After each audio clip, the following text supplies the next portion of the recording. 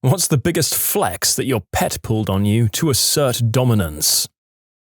We have a specific plant in our garden, euphorbias for you garden nerds. Well, my dog just wouldn't stop doing his business on them specifically. So I took some firewood planks and stuck them in the ground as a makeshift fence around them. It worked for a few days until she crawled past the gap between the plant and the hedge, did a reverse turn and crapped on my plant again. Persistence at its best.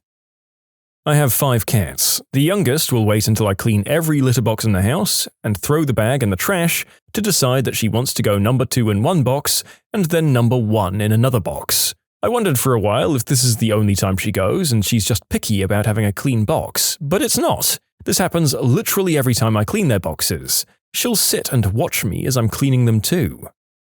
One time when my Poochie managed to get 3 tennis balls in his mouth at the dog park. He hasn't been able to do it again since that one time, but he routinely walks around with 2 in his mouth and looks at the other dogs like, check me out. At the dog park years back, we were approaching a pond. There was this big dog in the water that looked horribly disfigured. Like it must have tried fetching a live AmITheA and had his mouth blown apart. Poor thing.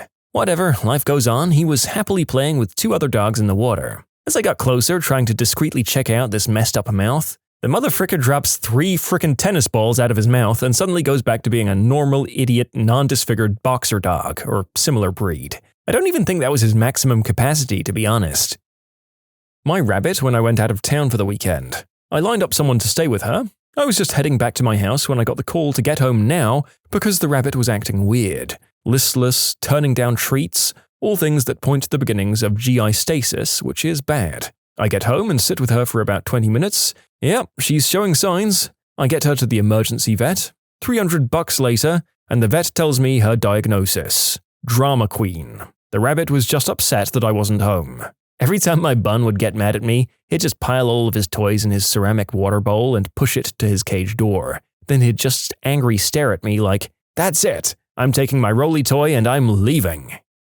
I'd never thought that rabbits were particularly smart or distinct from one another, but lately I've met a few indoor bunnies and some of them are real little characters, by which I mean jerks. There were a couple of more chill ones though. One time, my bird was really mad about bedtime. She flew to the curtain, peeped loudly until I watched, and then pooped on the curtain while looking straight at me. She was poop-trained and definitely knew what she was doing. I'm always startled by how frickin' smart birds are.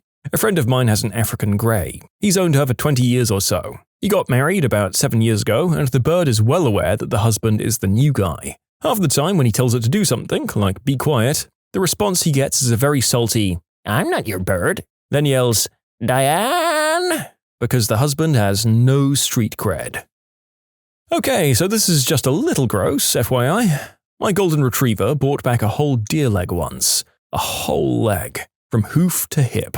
Saw him walking up from the field and I thought he had just a big stick until I saw the pink dangly bits. Absolutely no idea where he got it. I searched our entire 12-acre property and the adjoining neighbor's 20 acres. Didn't find anything. He was proud of it too. Didn't try to eat it or anything, just proudly brought it back to show me. It was like his new special stick and I'd throw it for him. My mum was horrified. Best part was, the dog's name was Buck. Yeah, my husky came back with a leg once too. We lived by the woods though. I just assumed she found it out there somewhere. She came back with many things. The most impressive was she was covered in porcupine quills, hobbling along. That was a trip to the 24-hour vet. But she had her head held high because she had in her mouth, by the neck, that porcupine.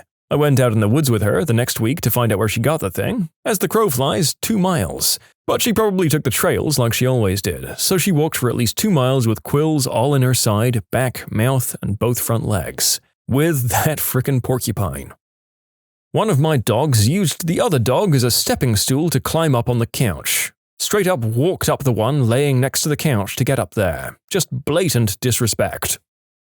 My friend and at the time roommate's dog got out and ran into the highway. Got hit by a car going 50 to 55 miles per hour. The driver took him to the vet. We got the call and went to get him to go find out he had an itty-bitty scratch on his knee. And that's about it. He literally took a hit by a car, was sent flying, and walked away from it with no injuries. Rhodesian Ridgebacks are tough as nails.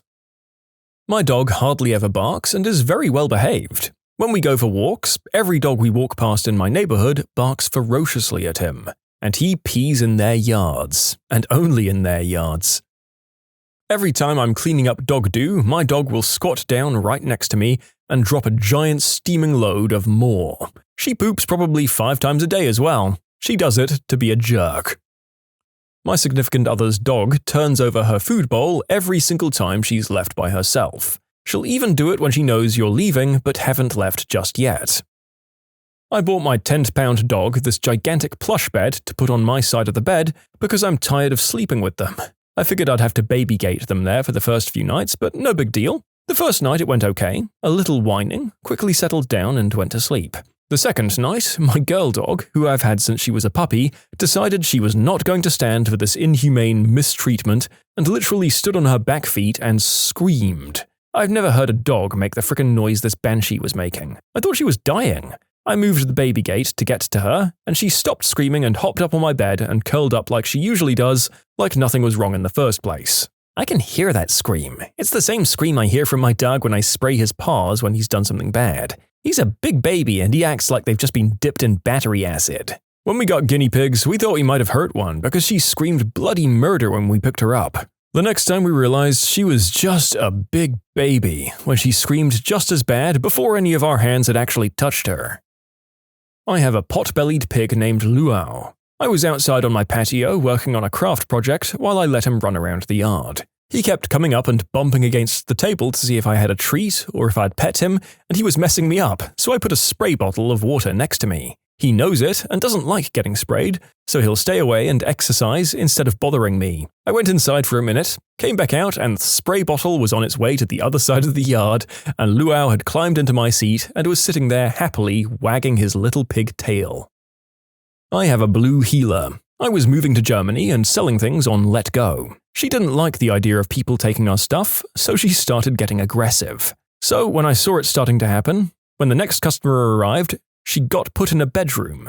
The next time that customer came, she grabbed a stuffed animal and put it in her mouth as if to say, "I will not act like I will bite someone," and then carried the animal around in her mouth the entire time the people were there. The kids petted her. Everyone thought she was so cute. For the next 2 weeks as I sold stuff, when people came over, she had a stuffed animal in her mouth. Healers are so smart, it's kind of crazy. This is definitely my fault because I've encouraged it, but it's still funny. Every day I come home from work and I give my kids a hug or a pat on the head or some show of affection. The dog will whine and follow me around the house until I drop to both knees on the floor and give him a hug as well. I put my pet mouse in a tall wooden box without a lid because I thought he couldn't climb that high. He pooped in the box and covered his paws in it, which I think provided him with the friction required to climb. He made it to the top and I had to put him back into the box, but it was quite impressive. I had a foster dog once, and while we weren't home, she somehow scooted her crate all the way into the living room and managed to stick her entire head through the bars to chew through one of the important cords on our TV, so we were left without sound for like 2 months. I like that the pet in no way benefited from this, and likely didn't foresee any tangible reward from doing so in the first place. This is just an FU for leaving the pooch in the crate. Nice. I showed my new hamster to my best friend and he started pulling his own crap out of his butt with his teeth and threw it at us. The hamster, not the friend. Oh boy, it's so good to see a hamster comment. These little jerks can do unbelievable things. They're strange little furballs who hate human contact and sleep through the day just to keep you up all night because they run their squeaky hamster wheel for hours. They make the perfect pet. My sand boa, who was at the time thinner than my pinky finger, wrapped himself around my wrist the tightest he could and attempted to eat me. I pulled him off, pat his head, and put him back in his enclosure. Nice try, bud. My cat likes to wake me up every morning at 4 a.m., meowing loudly and knocking off whatever he can from my countertop. I decided to put him in my very large bathroom with food, water, toys, bed, and a litter box. He then proceeded to take the fattest cat crap I've ever seen in my life in my sink. My kitty caught a centipede. It was an awful experience. It was pretty big and I'm guessing crawled up the bathtub drain as that's where I found the cat after she was crying in there. She's pretty quiet, so I try to answer when she's meowing. I saw the bug and said, "Oh, nice job," as she pawed it around, and promptly decided to get the frick out as I hate bugs. That's why I got a cat, you see? She'll deal with the bugs, right? Nope, not good enough. She starts crying as soon as I turned around. She wanted me to watch her eat the bug. I was still so grossed out. Anytime I turned away, she'd cry, make sure we had eye contact, and take a bite out of the centipede. She was just a kitten, so it was an alarming combo of adorable and gross. You can submit your own stories to be featured here on the channel. The story submission link is in the description below, and if you want to listen to some vibey music in the background, check out easymode, also linked below, and subscribe. I had these 3 fiddler crabs in a 20-gallon tank, 1 boy and 2 girls. After 3 happy months together, I was watching them hang out, and the boy grabs one of the girls and rips her arm off. He then grabs her by the other arm and picks her up, then smashes her against the ground repeatedly until I caught him with a net. She died, and the other girl lived in constant fear until he himself died of natural causes. Crabs do not give a single frick. My ex had hermit crabs, and there were a few incidents where he found crab pieces and had no idea who killed who. They'll drag a crab out of the shell and kill them if they want to use the shell instead. We knew certain ones had names, but we based that on what shell they had. We also had one dubbed the Senator, as if another crab made the water all gross immediately after we replaced it, they'd get up to the tallest point and wave back and forth until one of us went over. It was nice of them to look out for the others. I have a bell hanging on my front door that my dogs ring when I need to take them out. My husky started ringing it, and when I got dressed and put my shoes on, she'd go lay in my spot on the bed and not get out. Once I called her bluff and didn't get up from the bed, so she crapped on my floor. Absolute power move. We had a kitty with extra toes. He'd pick things up and leave them in my shoes as gifts, usually hair ties, a toy mouse, or sometimes paper. At a party, he picked up a $20 bill out of a friend's pocket sitting on the floor. Then in front of everyone, walked around and stuck it in my shoe across the room. He was a good kitty. No one would have ever believed me if they didn't see it happen. It was hilarious. Cleaning the kitty litter, I was carrying it back to the spot. She jumped into the tray while I was carrying it and just went number 2. I had to stay still until she finished, and she didn't even cover it. My cat used to cover until one day he caught me cleaning his box, and since then he hasn't even bothered. He knows I'll cover it for him if he doesn't, because I don't want flies or the smell. He played me so hard and now I'm stuck being his servant. My family were talking about how the cat stopped bringing mice in the house, and the next day he brought a rat in. When my dog, a male corgi, was little, we were on a walk with 2 female corgis. He tried to be all alpha and pee with his leg up, but he lost his balance. So instead, he continued by holding his front paw up like, "Ladies, try not to get excited." My neighbor was talking about getting a second dog. So my dog got out one night and effed her dog. Now my neighbor has 8 new dogs. I have a 95-pound weem that's just made of steel. When he stands, he's taller than I am. He doesn't have an ounce of fat on his body, just bands of muscle wrapped around his chest and legs. I also have a temperamental 12-pound cat that he is terrified of. The dog occasionally tries to work up the nerve to give the cat a friendly boop. She turns around and lets him lick her butt instead. He ducks his head and complies until she's had her fill, like a good little slave boy, and then she swats his face and runs him off. I once farted in the living room, so Buster decided to diarrhea all over the rug. Jumped from the highest point of the cat tree, which is about 8 feet high, halfway across the kitchen, all for a fly in mid-air. The poor cat misses it entirely, falls to the kitchen table, hits his midsection on the edge of the table, bounces backwards against the chair, and finally lands on his feet on the floor. He shakes it off and continues chasing the fly like nothing ever happened. He did end up eventually catching that damn fly. My cat will just flop over and stare at me before I go to work. I know this sounds crazy, but I swear she knows exactly what she's doing. "Well, human, isn't it about time you went and did that thing you do so you can buy me food and poop sand? Well, hop to it then. Maybe if you do a better job of it, you can buy me something better too." We all know that's what a cat would say if they understood the concept of a job. And it sounds like this one might do. She tried to jump the distance of my swimming pool, but she fell in it. She hates water. My Great Dane picks up a small sapling and expects me to play fetch with it. One of our dogs isn't that big, 60 pounds, but we full-on had to train her not to try to bring trees home instead of sticks. Eventually it got to the point where we just said, "That's a tree," and she'd leave off, but there was a good chunk of time that if she could get her jaw around it, it was coming home. Every time I feed my beagle some meat, he always comes up to me and shoves his mouth next to my nose to let me know he just ate some good stuff. The little jerk swats my paintings or posters off the wall every morning and then runs away and flops over like, "Who, me?" when I get out of bed to make him stop. My dog hates other dogs, and especially the neighbor's happy, fluffy husky, so she keeps barking at the husky, "Frick you, I'm better than you, stop getting my family's attention, rah rah rah." And my dog then showed off her new toy to the husky. Neighbor dog broke the toy, and my dog lost her ever-loving mind. I thought my dog couldn't jump onto the bed because of how small he is, so one day I was eating some food on my bed and he jumped up and ate my food. My dad called our cat a lazy, useless son of a bee. The cat dropped into the pasture, caught a mouse and dropped it at my dad's foot all in the space of 5 minutes. The mouse was still alive and I swear the cat made sure to stare down my dad before he ate it. When I was a kid, I had a basset hound named Fred. Best dog ever. I also had a cat named Patches. Patches was a bit of a troublemaker. She'd sit on the kitchen table and swat at the dog while we weren't looking, and would pester him into barking and chasing her across the house, so then we'd yell at the dog and she'd just prance by as if she wasn't at all responsible. That poor dog. He was the best and that cat just pestered the crap out of him. We got these hard, circular treats that looked kind of like a burger patty for my dog Snoopy one day. He was so excited to try a new treat that he tried to bite it weirdly, like crunch it in one big bite, and it ended up just jamming his mouth fully open. He was freaking out because he couldn't close his mouth and was running all over the house, but wouldn't let any of us help him.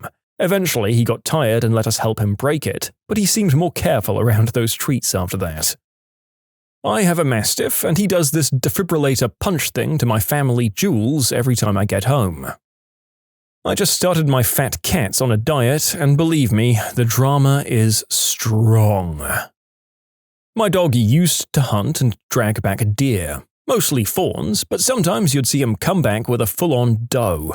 One winter, he dragged a fawn into our under-house area and turned it into a meat locker. He'd run around the house and disappear for hours until we realized he was chomping on his deer-flavored meatsicle. We lived in the mountains with gravel roads, few neighbors, and a free-roaming dog at the time. Every time someone enters the house, my dog runs to get a big bone he has and parades walking like a horse and holding it high. My rabbit once attempted to play soccer with us. Keyword here, attempted. My dog will push things out of my hand if he feels like he isn't being given enough attention. Had a few friends over recently since I just got my old SNES set up and someone had to pet him at all times while we played, or else he'd try to sit on our hands. He isn't aggressive about it at all, that would be a different story, he just tries to sit on our hands. My kitten thought he could take out the vacuum cleaner after hiding from it. He got his tail sucked up. Not a power head roller, don't worry, he's fine, it was just in the tube. And now whenever I vacuum, he decides on top of the kitchen cabinets is where he'd like to be. I have a 35-pound mutt who is very, very good at hunting. So much so that we don't let her off the leash save in our backyard and in fenced-in dog parks because she's a menace to wildlife. So she's on her 6-foot leash and we're hiking like we do most days at a local trail. She suddenly darts off to the left and into the underbrush and then emerges with a groundhog. She shakes it once and it's dead. If you've never dealt with a groundhog, they are nasty motherfrickers. Well, okay then. I guess even on a 6-foot leash, you're still a menace to society. Dog came into me and my significant other's room while we were partaking in activities and watched for a second and then left. 1 minute later, he came back in with his favorite stuffed animal toy and started making boisterous, enthusiastic whoopee with it right there. Damn dog tried to show me up. I'd just finished cleaning the poop in the back and tossing it out. I go out to my backyard and my dog comes out, looks at me, and goes number 2 again. I even tried getting her to go before I went to do it. We had a gathering yesterday and my sister-in-law brought her 5-month-old baby. My dog came up to her to investigate her toys. The baby was playing with a pink octopus plushie and she pulled the toy away from him. He went upstairs to his toy basket by his bed and brought out his blue monster, came back downstairs and made the rounds everywhere, showing every family member his monster. Finally came up to the baby and put it in her face. As soon as she went to grab it, he pulled it out of her hands and walked around for another 10 minutes carrying it. We all died laughing. They're so cute together, we just have no idea what was going through his mind at the time. I saw my 2 dogs herd a vole under a tree. After they had it cornered, the first dog feigned an attack and scared the vole into the mouth of my second dog. What is one secret your parents can never know? I was brought up in a pretty religious home. My family had me in theatre, choir, youth group, and all kinds of other extracurricular activities to keep me out of trouble, so they trusted me pretty well. One night, I was about 15, my boyfriend at the time had come over to watch movies. The stipulation was that we could lay on the bed and watch the movie, but the door had to be open. After a while, my mum came in to check on us and everything was fine, so she thanked my boyfriend for being a gentleman and shut the door on her way out. Immediately, as if the door shut had triggered some teenage hormone overload, we started making out and fooling around. He slid his hand up my shirt for a bit, but finally having some privacy, I soon directed his hand to my nether bits. Yay, first, not self-stimulated, climax. We never got caught, which was considered a major triumph, and we found ways after that to hook up without my parents knowing. It wasn't until a few months later at my youth's purity ball, yes, we signed pledges and wore rings to signify our abstinence for God and marriage, that my dad delivered this humiliating speech. He told the congregation he was proud of the strong lady I had become, that regardless of having a boyfriend, I stood up to teen peer pressure and hormones, and that he witnessed me deflect an attempt at immoral behavior while watching movies with my boyfriend one night. Apparently the blinds had been open and my bed faced them from in the house. He happened to be walking in from the garage and caught a peek at me removing my boyfriend's hand from under my shirt. I was mortified. The secret he must never know? The night I had my first climax? He thought I deflected my boyfriend from touching me under there, when in reality I was actually redirecting him much further south. It was me who superglued the fridge door shut. I just blamed it on my brother. This is nowhere near as serious as some of the things in this thread, but it's easily my favorite. As a younger brother, you frickin' butthole. As an older brother, I probably would have done the exact same thing, and yes, it probably would have worked. After my sister died, I locked myself in her room and went through everything alone before her friends or my parents went through her stuff to pack it away or give it to her friends. I found nude pictures, empty bottles of alcohol, and a letter she had wrote but I guess never gave to her then boyfriend, telling him the story of how she had been taken advantage of as a younger teenager. I threw everything like that out but kept the letter. It's been 12 years now, and I just found the letter again as I was packing up to make room for a baby. I can't bring myself to throw it away. Well, good on you for being that filter. I shudder to think about people going through my crap after I die and finding all my skeletons. Is there an official term for this? Should this be a thing? I need to designate someone to do this, otherwise I'll ruin a lot of memories of me. A lot of people have suggested skin flick buddy. I'd get punched in the face if I went to my best friend and said, "Larry, we've known each other for a long darn time. Let's be skin flick buddies." Surely we can come up with a better term that requires little to no explanation. I suggest the term Halo Maker, because they make sure you're remembered as an angel. I was about 10 and my dad had just painted the boiler room door orange in our basement. My younger brother and I were pushing each other around on a skateboard in the basement and my dad warned us, "Don't you dare hit this door with your skateboard." 15 minutes later and I'm picking my brother up from the ground and looking at a hole in my dad's orange door caused by said skateboard. Definitely not telling Dad. Instead, I grab a piece of orange construction paper and a glue stick to patch the hole. It matched surprisingly well. 27 years later, that construction paper is still holding strong, and I have never heard a word about it from my pop. Later, well, it looks like I just blew my cover just for you people. I texted my mum and asked her to take a photo of the door. It looks like the years have faded it. This happened in my freshman year of high school. One of my friends got a hold of some green herb, and I haven't tried it before, so we have the stupid idea to smoke it. He came along with some other friends of mine. The original plan was go to the forest near my house and to smoke it, but it was cold, so we didn't want to. One of us wanted to smoke it on my porch, but I disagreed. I forget how, but we came up with the dumb idea to hotbox in my bathroom. Keep in mind, my parents were going to be home from work in an hour, and if they found out, my life would be over. We quickly made a crappy bong out of a Gatorade bottle, then removed everything from my bathroom. We lit up the herb and smoked for like 10 minutes. Once we were done, we quickly cleaned the stuff up and emptied a whole Axe bottle in the bathroom. My friends, being high as F, left. I went back upstairs to check the bathroom and it smelled like flat-out Mary J. I tried to use every possible thing to get the smell out, but it didn't work. I called my parents, they have the same job, and they said they were 15 minutes away. I knew I was effed. Now keep in mind my parents were extremely strict and if they caught me, this would be over. This is when I thought the dumbest thing any sane human would think. burn my bathroom down. So I ended up lighting some towels on fire and trying my hardest to burn the sink area. It ended up catching on fire, but it was slow. I quickly called 911 and 3 minutes later I see fire trucks outside of my house. They took care of the fire and my parents came home shocked. Half of my bathroom was charred and the door knocked down. Fire department said it was probably an electrical current from the outlet that burned a towel. I stayed up that night thinking about how dumb I was and what I just did. To this day, my parents don't know.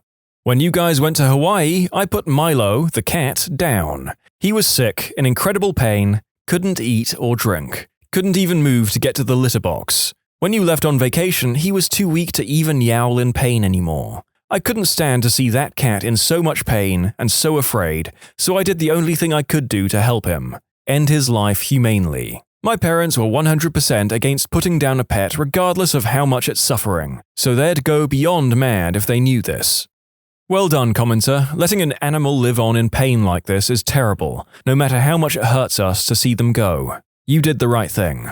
One time, I dropped an entire roll of toilet paper into the bowl when trying to change it. I didn't want them to know I ruined an entire roll, so I hid it in my closet, and over the course of a few weeks, I would rip away pieces and throw them away. Since some people seem to be assuming my parents were horrible and I was frightened, that's definitely not the case. I was just a dumb kid that was embarrassed about dropping a whole roll in the toilet. That last story was the most innocent response in this thread, and it reminds me of something I did. Once when I was 7 or so, I was playing before bed and somehow frayed the cord of my bedside lamp. So when my mum came in, I told her, and she said, "Okay, we'll fix it/replace the cord in the morning, just leave it unplugged." I woke up in the middle of the night to go to the bathroom and forgot that my lamp was broken, so I plugged it back in to be able to see where I was going, and a couple of sparks popped out of the frayed section. Terrified, I quickly unplugged it and ran to the bathroom to get a cup of water and then poured it onto the section of the carpet where the sparks had landed. I must have sat there for half an hour, worried that I was going to start a fire, and I wanted to be sure nothing had happened. I remember sleeping terribly that night, anxious that our house was going to burn down, and going over the evacuation plan we learned how to make in school. My sister and I were reading through my mum's old high school yearbook, and we kept seeing everyone's sign saying something along the lines of, "Congrats, you and X are perfect together." X is not our dad, but we'd never heard X's name mentioned before. After a little more digging, we found out she had married X right out of high school, divorced, and then married our father. Neither of us really cared, but it was still a huge shock she hadn't told us now that we're both in our mid-20s. My dad always tells me I was so whipped by my girlfriend back in high school, and the example he always uses is, "That one time she told me to change out of my sweatshirt." What really happened is that she pointed out the huge white stain that she left on my sweatshirt the night before, and I figured I should change it to avoid awkwardness on our day out with my family. Yeah, I gave my ex hand fun times once on the backseat of my mum's car while his mum was driving. He arrived on one of my sweatshirts, and the next day at school I see my mum wearing it. She was a substitute teacher. Huge white stain on the back of it. Didn't know what to do. My dad thinks I lost my virginity earlier than I actually did. He thought he'd walked in on me post-fun times with my girlfriend at the time, but we'd actually just been play fighting, and the moment he walked in was the moment she decided to put the strap from her top back on her shoulder. After that, I found out my dad's told half the family about this, and despite me trying to tell him that I hadn't done anything, he claimed to have believed me, but didn't. So he'll never know when I actually did because he believes a lie. To answer this particular topic, how to use a computer, apparently. Yes, my mother-in-law is the same way. She keeps getting viruses and asking us to fix it, even though we live 19 hours away, or to buy her a new one. She recently started seeing a guy who's a gamer and has suddenly decided she wants us to buy her a gaming PC, even though the most advanced game she plays is Candy Crush. Mother-in-law calls. Help! The antivirus says the file I downloaded is a virus and to delete it. What do I do? You delete it. But how do I make the antivirus pop-up go away? You click the little X. But you said never to touch it. Just close it and delete the file. No, but you said if I touch it, I'll get viruses. I'm just going to get another computer.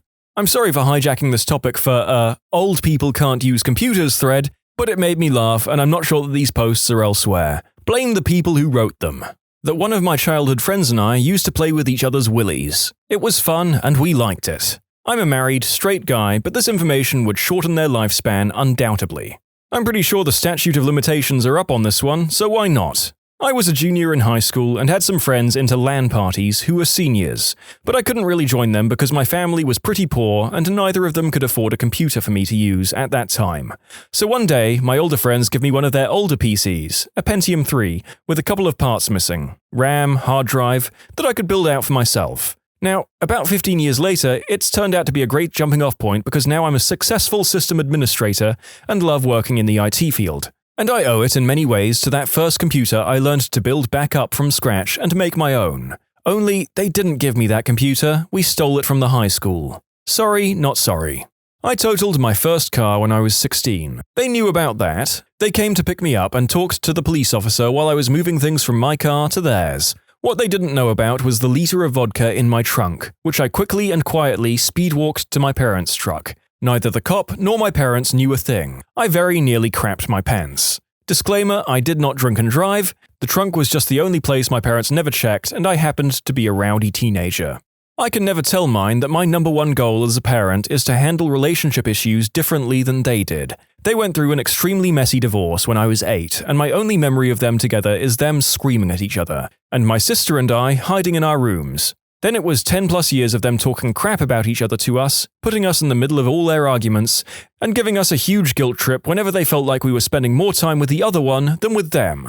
It's been 20 years now, and my mum will still talk crap about my dad and stepmom every once in a while, despite me asking her over and over to stop. I'm happily married, but if I were to ever get divorced, I will never put my daughter in the middle of arguments, or speak badly about her father to her, or make her feel guilty about having a relationship with him. It's the number one thing I learned from my parents, and I think they would be devastated to realize the true effect it's had on me.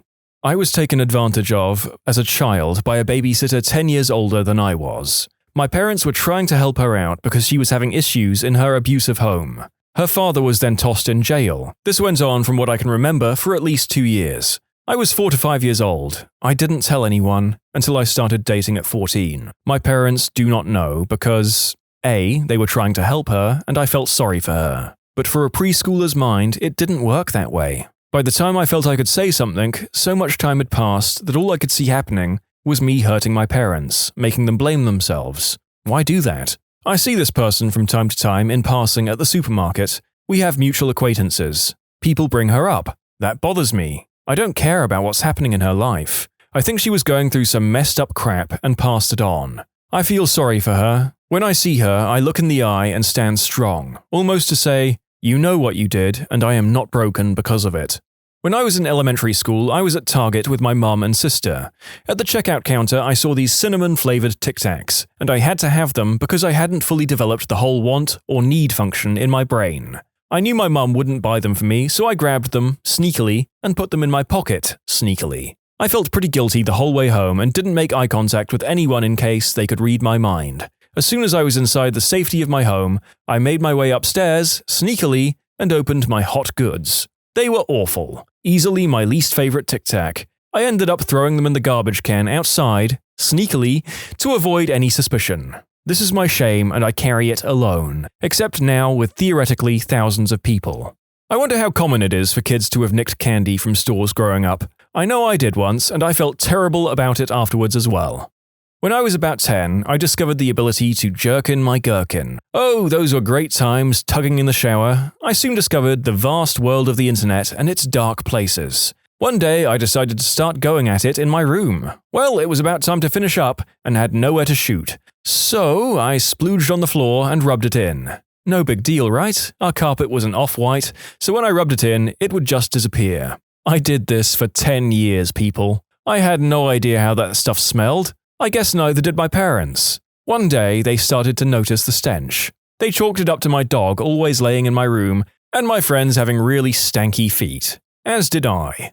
One day, I got curious after learning splooge glows under a black light. Borrowed my brother's black light, went to my room, closed the door, flipped the switch, and holy crap, the carpet in my room was brighter than the morning sun. I noped the frick out of there with that black light and buried that memory to this day. 4 years later, my girlfriend starts going on about how splooge smells like a dirty wet dog, and feet after it's dry, and it clicks. My room stank of splooge for years. That's a dirty secret I'll take to the grave.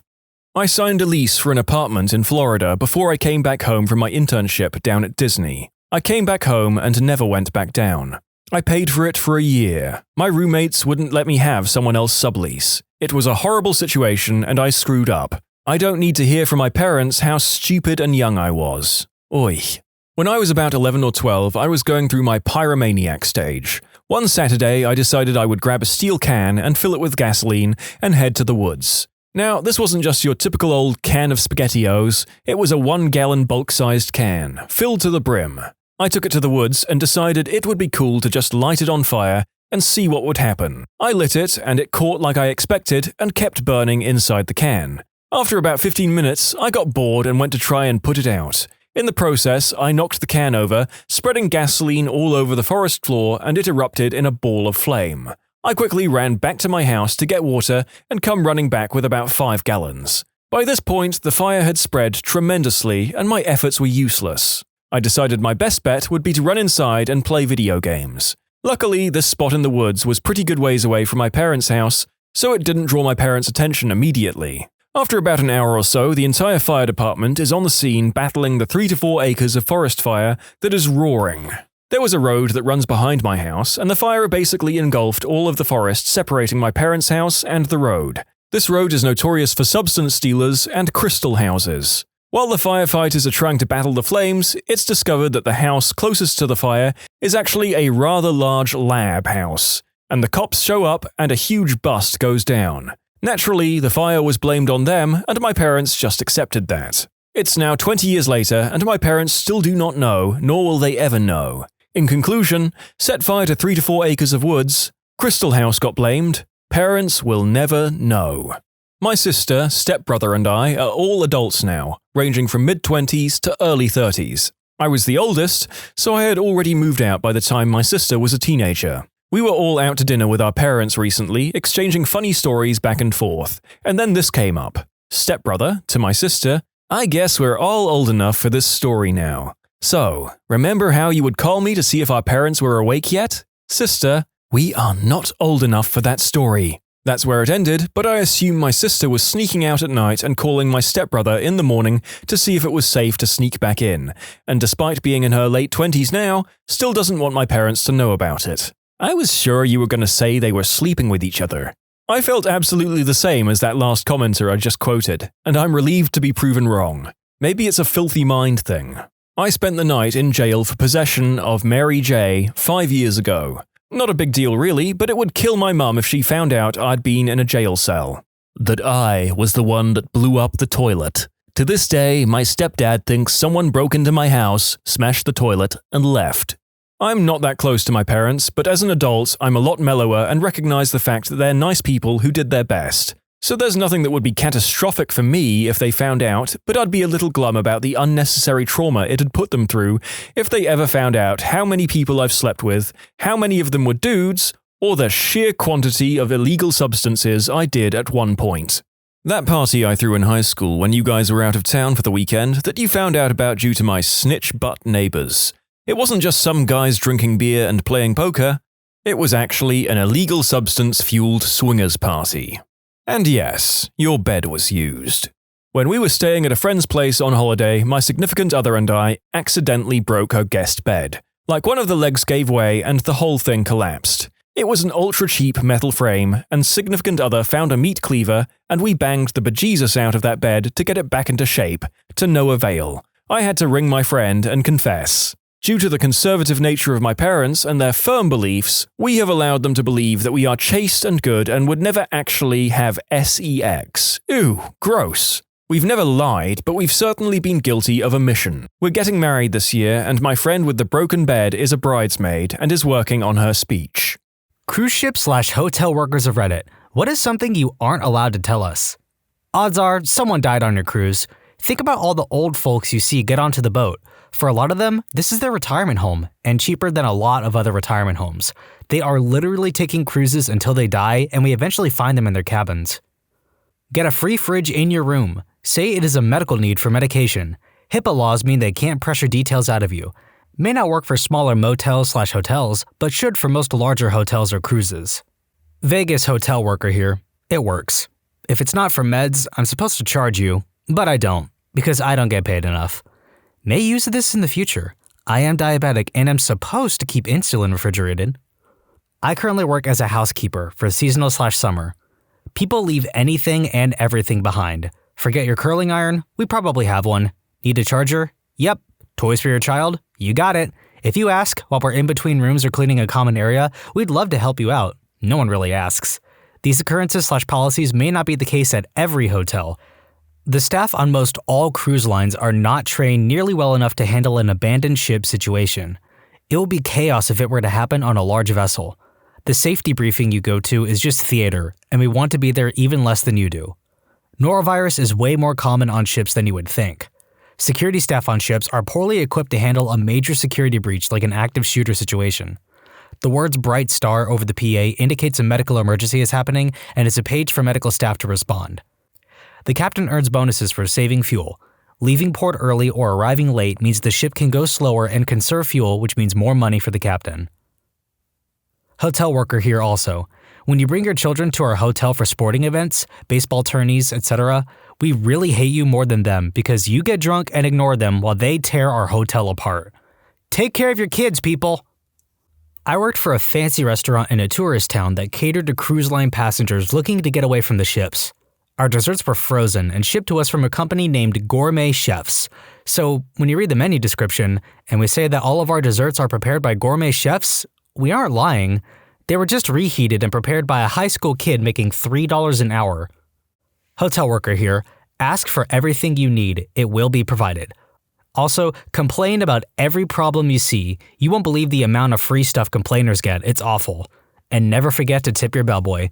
I don't exactly agree with complaining about every problem you see. That sounds like a great way to exploit some stuff. At the Fairfield Inns and Suites, they're only supposed to comp you one room. I found a used condom, crap in the bathtub, and a handgun in my room. They comped me 2 weeks worth of rooms. I did not keep the gun. I worked at the front desk of a decent hotel for a year. We had all sorts of stuff to give to guests if they needed it. Toothbrushes, toothpaste, razors, sewing kits, whatever. But we also had huge boxes of tampons in the back. Like, probably more tampons than a single person could consume in a lifetime. And yet they were by far the rarest thing guests asked for. Maybe because I'm male, but still, if I was a girl, I'd be all over that. Oh, buddy. Oh, you sweet summer child. You have no idea how many boxes of tampons girls go through. This was 7 years ago, so policies might have changed since then. Ex-hotel employee here. If you ever need to cancel a hotel reservation, but it's already past the cancellation deadline, just call and move your reservation up a few days. Wait 5 minutes. Call back, now well within the cancellation window, and cancel your stay for free. Hotel worker here. I wouldn't do it. I would get in hot water. The next shift, however, would have no way of knowing when your reservation was changed and would absolutely cancel it for you. I worked as an improv actor on a cruise once for 6 months. What we don't tell you is, half the show is scripted. We just tie in your suggestions. User Pixie Alex had some great insights onto what goes on below the decks on a cruise ship the last time this was asked. I'm a cruise ship worker. First one is, we don't want you to know that we actually have more fun than the guests. Sure, we'll work the big white-hot party that you're all going to, but once we finish our shift, all heck is breaking loose in the crew bar. Just below and to the sides of where you are sleeping, there are crew members doing it, smoking and drinking. Our beers are $1. No drugs or spirits though. We also don't want you to know that all those funny jokes we tell you at bingo? Yeah, same ones are said every single cruise. That really funny answer you gave us about your wife during the Happy Couples game? Heard it. It was said last cruise, and the one before that, and the one before that. We are not allowed to screw the passengers, but we do know all the nooks and crannies the cameras don't reach. There are morgues below deck and a jail cell. We get at least 3 deaths on board a month. Some people go on a cruise to die. And no, I do not know where Jack/Rose is. They're not real people. Hotel worker here. Worked evenings and overnights for a few years now. This all doesn't apply to all hotels, but many. A lot of these will depend on how you treat the staff. Chargers are the #1 most forgotten item. We have tons of them. If you are nice and ask where you can buy one, we will offer one. I don't care who you're banging in your room. And no, I don't know where to find hookers. Well, I do, but I'm staying out of that. We know what's good to eat. We also know where you will get sick from eating. Sometimes it's both, and I'll warn you. The pizza guy tells me if you stiff him on the tip. If you're an awful person, I'm less inclined to go out of my way to help you. I will not disclose whether you're here or not, but if the wife spotted your truck in the lot, you're still screwed. Use the safe for valuables. Most housekeepers are trustworthy, but are humans that are around your valuables. I can give you a discount. We have a little leeway with the price of your room. If we're not booked, I can knock off some cost. If we have one room left, I can also jack up the price, and my bosses will reward me for it. I have also jacked the price up just because I don't like someone. Had some tweakers come in. Every time they asked the price again, I raised it $10. They ended up paying $130 for a $90 room. Food quality varies. Don't expect gourmet meals. We only have a microwave and an oven. The eggs are from a box, but are still real eggs. Muffins are like the ones that come in tubes. Gravy is powdered mix. Everything is Cisco, so it's not bad, but it's not great. Be wary if you see a Smart and Final truck outside. Their quality is garbage. I can't always fix a noise complaint. If it's the people directly above you with kids running around, I can get them to stop. If it's some loud intimacy and I can't pinpoint where it's coming from, you're going to have to wait it out. If you leave change out after leaving for the day, housekeepers assume it's a tip. Don't complain when 70 cents is missing from your room. I will tolerate your crap, but only to a point. You could be rude, but if you get abusive, name-calling, making a scene, etc., that's over the line. Yes, I can kick you out. No, you won't get me fired. Yes, I will call the cops. No, there was no one else in town to stay on a Friday night. Yes, I'm still going to charge you for the first night. Cancellation policy, especially if I can't sell the room again. We have everything you may have forgotten. Toothbrush, razors, sewing needles and thread, deodorant, etc. Just ask. If we're booked, I will tell you so. Asking again will not magically make a room open up. We will call you a cab, but you dang well better be ready. The cab drivers have no patience for tourists. They know you're not long-term business. If you do drugs in the room, keep it quiet and don't do anything that requires smoking in the room. We will call the cops and they will arrest you. The cops are our buddies. I'm in a small town and I'm on a first-name basis with them. We are a huge revenue stream for the city. If I call them, they're usually here before I hang up. They will always side with us. A night in a cell for trespassing is not fun. As an aside, they don't bother me at drunk checkpoints, so that's nice. Don't steal from the room. We will bill you for it. It will cost more than you expect. If you damage something, come clean. If it's something the maintenance dude can fix, we'll probably just bill you for supplies and an hour of his time. If you try and hide it, we'll bill you contractor rate. If something was damaged when you get in, let us know right away in case we missed something from the last guest. Always inspect your room as soon as you check in for this reason. People do die here. About half are old people that die of being old. The other half are people that check in to check out. It's a really messed up thing to do to the housekeepers. The housekeepers here are kind of superstitious and do not like going into rooms that people have died in. It's kind of weird knowing I'm the last person that someone talked to. Tip number 1. If you're going to screw around on your spouse, use an assumed name. The front desk agent will probably be cool and not ask too many questions a $20 bill doesn't answer. I had a guy come in and say he lost his room key and forgot his room number. I asked for his ID and it matched the last name on my ledger. Gave him a key with the number. That was protocol. Turns out, he was there to catch his wife in the act. Tip number 2, always use that second arm lock, though some hotel staff have a tool to disable that as well. Hotels sometimes overbook rooms, typically more so in the summer since that's a busy season. They're relying on some people either canceling or not showing up. Always a good idea to call and confirm your reservation on the day of arrival, especially if you're going to be late. Yay, I can finally answer this. I work at an upscale resort. Nights average $500 a night. I work in the entertainment department, meaning we help with both the daycare center and with large groups in-house that companies host. I will say that our child daycare is pretty safe. The only sketchy thing I would say is that we will always tell you that your kid has a good time, regardless if they have been crying up until just before you got there. Parents leave their numbers with us to call if the kid wants to go home, but whenever a kid complains that they want to go home, we do everything in our power to make sure that they stay. Because money. Also, the in-group activities that we do, biking, hiking, etc., are sometimes made up on the spot, since the entertainment department decided not to properly train us in all of our offered activities. Newer staff, generally the people that only work summers, are told the morning of that they're running a certain activity and given a really vague rundown of how it's supposed to go and told to do their best to make stuff up but make sure it sounds good. Companies pay thousands of dollars for these activities, but I can assure you the thought that goes into these activities is essentially zero. AmITheA here. I worked in numerous luxury 5-star properties worldwide.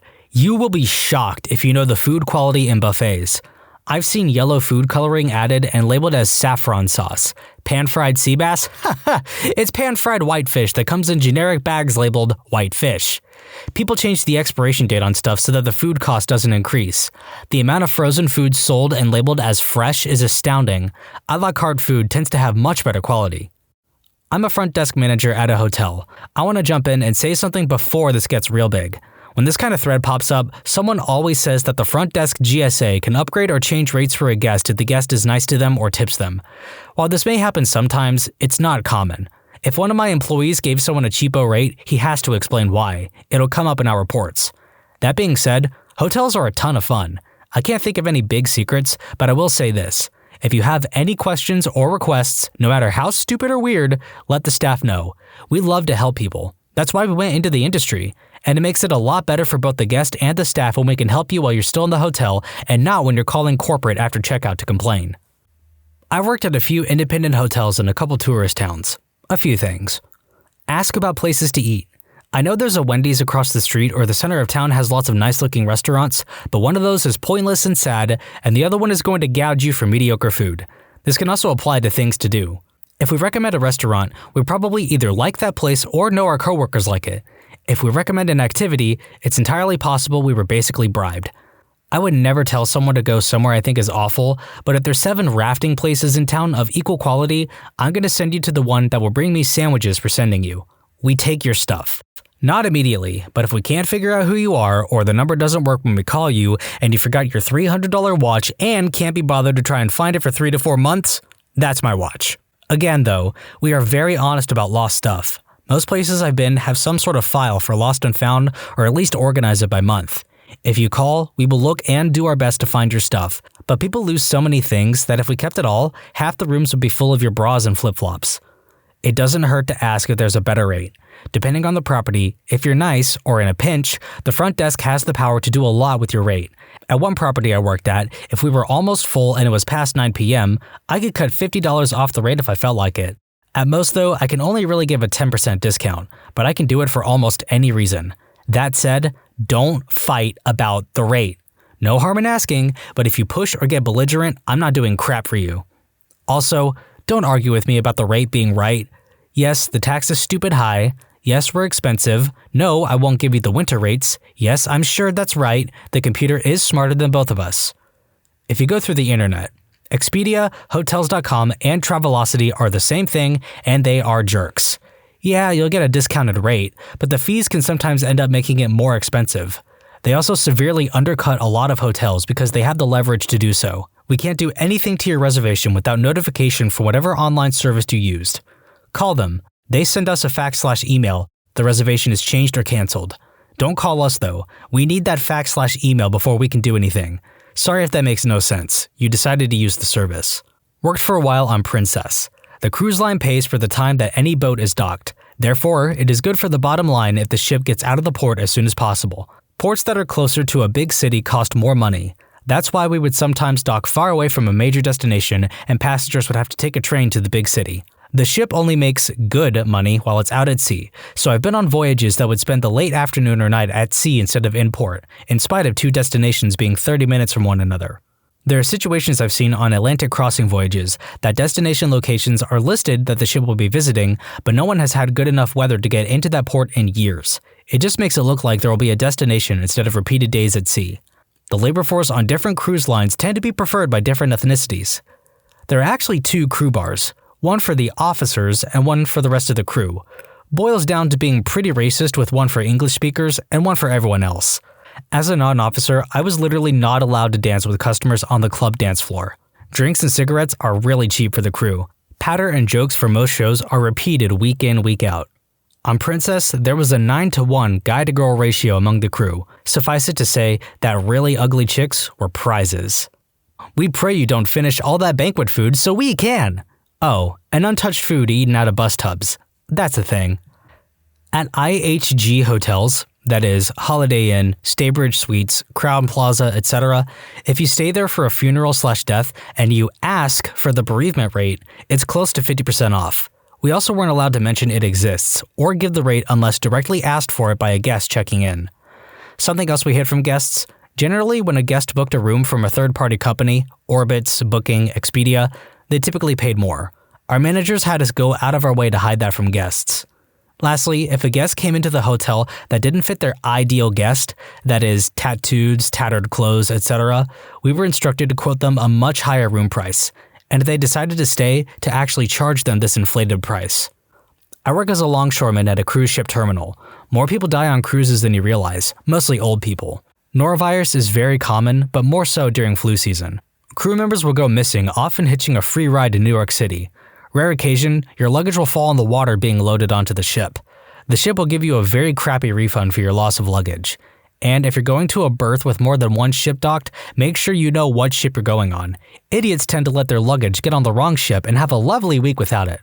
Word of advice, if you're getting on a cruise ship in New York City, if your ship leaves at 4 o'clock, get there at 1:30 or 2. You will avoid the crowds and the check-in lines, and your luggage will be attended to right away. I worked at Holiday Inn Express for a little bit. Spread a towel out on the counter before putting your stuff on it, because I know some of my coworkers would go from floor to shower to toilet to sink with the same rag. We typically get 10 rags a day to clean. They are color-coded to match the cleaner they're used with, i.e., bathroom is pink, window/glass is blue, dusting solution is yellow, and we use 2 or 3 per room. If you have 15 rooms, that means you use the same cleaning rag for 3 bathrooms. And for the guest, that's the best case scenario. I know girls who would do 12 rooms or more with 2 rags. Bathroom and not bathroom. Nobody gave a crap. The goal was to remove all traces of the last guest and make it smell nice. It was the most disgusting and demeaning job I've ever had.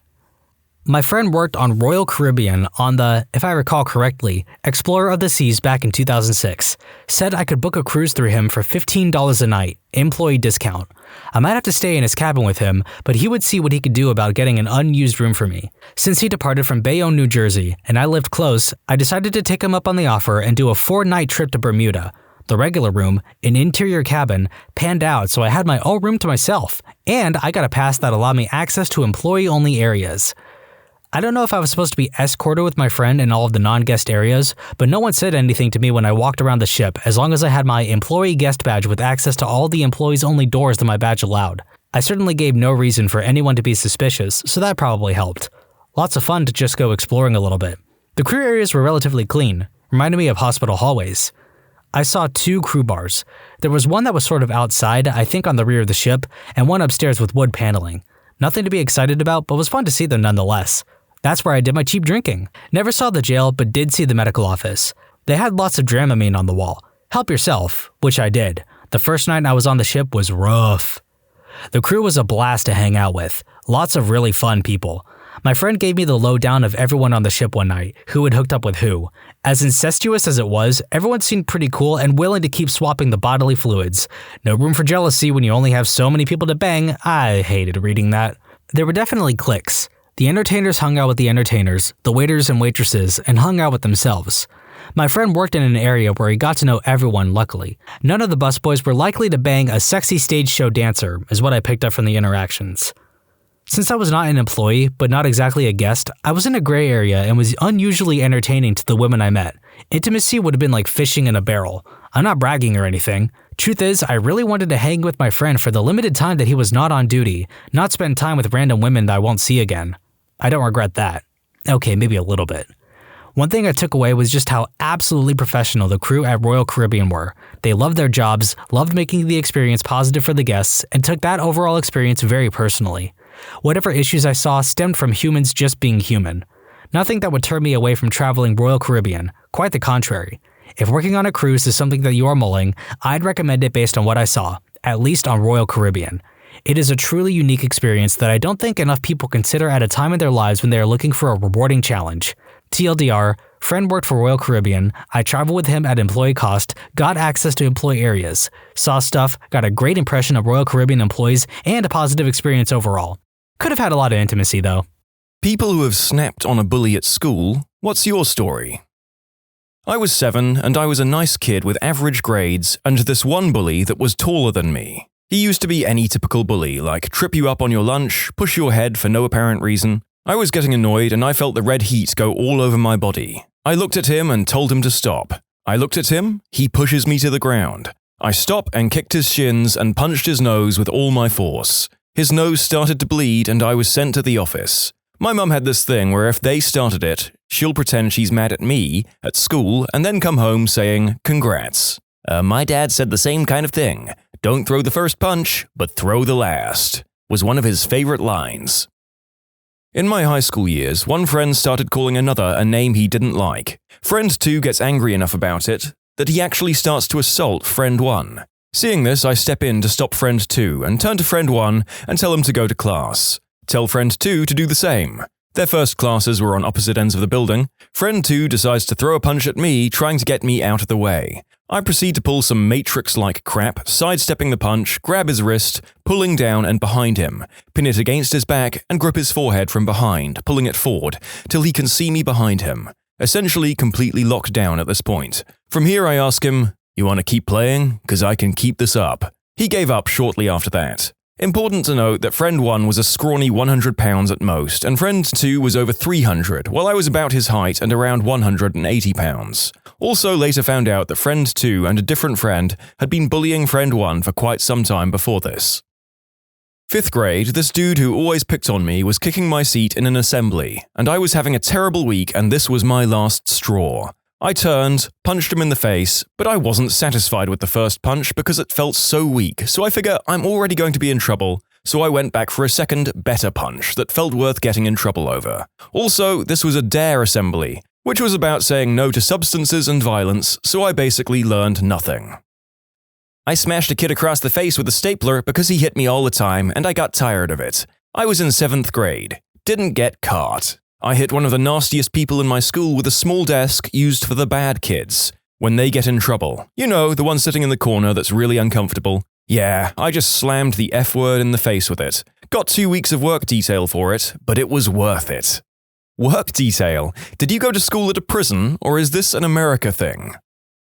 I was being bullied for like a month when I was 13 or 14. Some guy from my class started messing with me, pushing, hair-grabbing, neck-slapping, stuff like that, and I didn't really know how to handle it. One of his friends from another class, a guy I had never spoken to before, tried it once and I instinctively punched him in the face. Bullying stopped. If that random guy didn't do what he did, I don't know how I would have put an end to it, to be honest. My bully in France decided to sit next to me in class and repeatedly whispered insults to me, and at one point, I snapped, took his head and bashed it into the desk. I think I would have been in deep crap had his textbook not been there. Needless to say, I got kicked out of that class and had to change English group.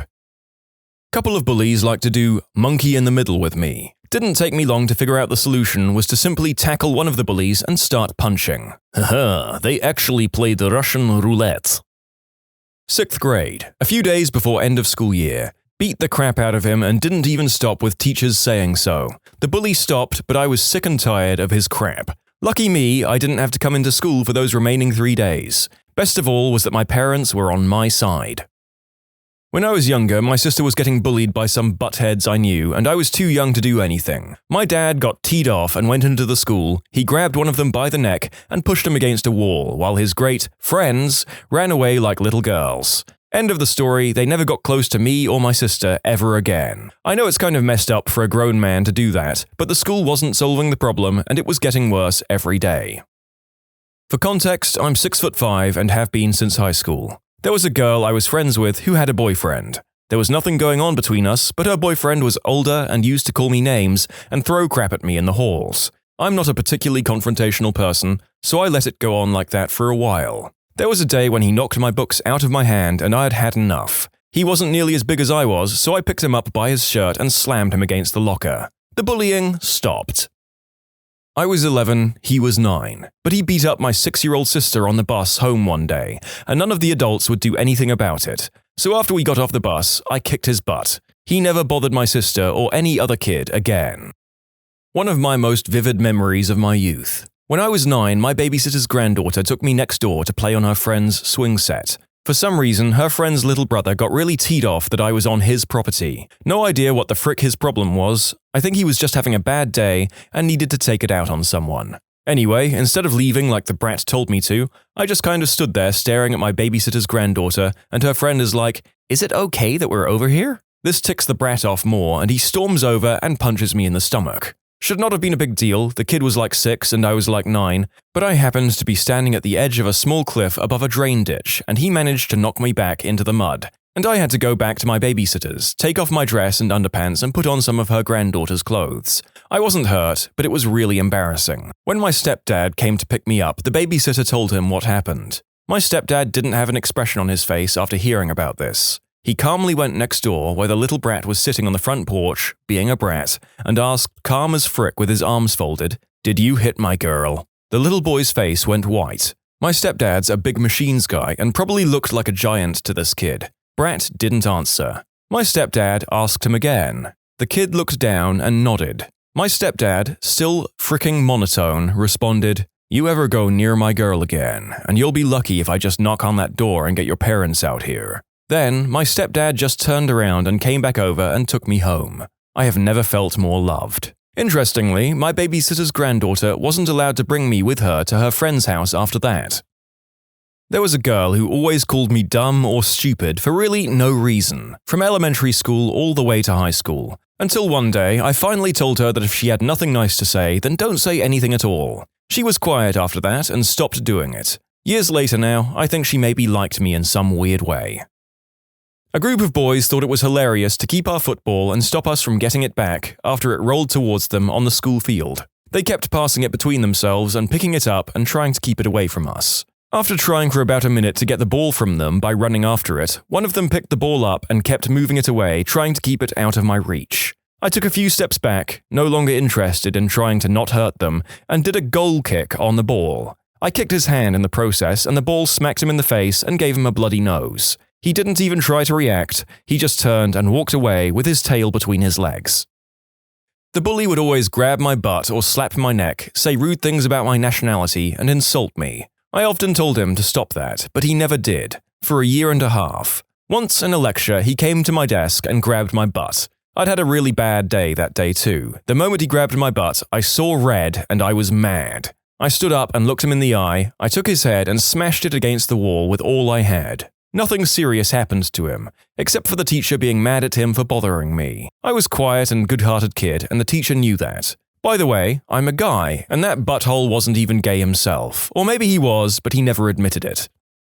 I'd been bullied all year long by this guy, and it was the last week of 8th or 9th grade. Comes up to me and says some crap about my clothes or something, and I just saw red. I turned around and hit him with a palm strike to the face. The bottom of my hand connected right under his nose. He doubled over and I bolted. I heard later his lip got stuck on his braces and he had to go to the doctor to fix it. I got a stern talking to about not hitting people, although my teachers were aware of the verbal bullying. "I will put up with a lot of things, sir, but I will not stand for fashion-related insults. Have at thee!"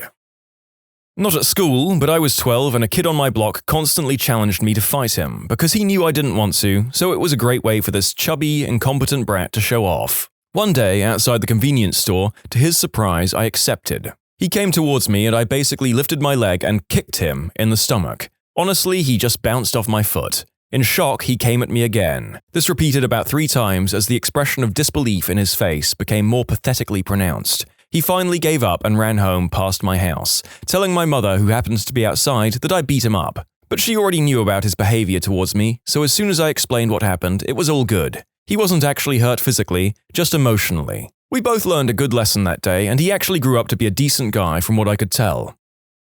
In middle school, we were hanging out around before classes started, and this guy who used to be my friend came up behind me and put a condom in my mouth.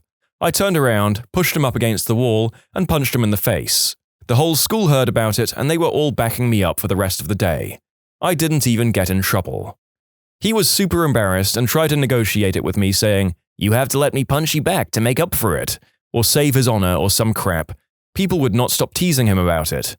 I think that when the teachers heard about this, they thought it was funny and I had a good rep with them, so they let it slide. 5th grade. Can't remember what specifically caused me to snap, but after spending the last 5 years being continually harassed, bullied, and assaulted by a specific boy, I'd had enough. I calmly walked back to the mounted pencil sharpener at the back of the class and sharpened my pencil to a very fine tip. Then I walked behind said bully and in a downward motion slashed him across the entirety of his back with one fluid motion. Obviously, I got in a truckload of crap for what I did. Principal insinuated to my mother that the parents of the other boy may want to press charges for my harming of their pride and joy. My mother, bless her heart, retorted back, "If that's the case, perhaps I should press charges, considering how often my son has been coming home with cuts, bruises, and welts administered at that boy's hands without repercussions from your staff." The principal moonwalked out of that conversation so fricking fast. I still was read the riot act at home though, got drilled into me that what I did was used a weapon to harm someone and that it would never be tolerated at any level. Grounded for a very, very long time. Bully gave me space, for a while anyway, went back to his usual torment after a couple of weeks, minus any physical contact. High school. One girl made my life hell. I didn't even know her or fully understand why she targeted me. She tried to run me over and told cops I walked in front of her car. One day, walking up the stairs, she proceeded to taunt me, hitting me in the back with objects and calling me names. I stopped, turned around, and punched her in the nose. She landed on her back on the landing. I just stood over her and said, "What now, B-word?" She never said one word to me after that. This happened to me in 8th grade. I was bullied from the beginning of the 7th grade, and one day, I decided to report him. I got bullied for reporting the bully. I got so mad that one day after church, I beat him up in the parking lot. I made sure I didn't beat him up enough to call an ambulance, but enough to hurt. He didn't mess with me from then onwards. "I find it ironic that you beat him up after attending church, lol. Turn the other cheek with your fist."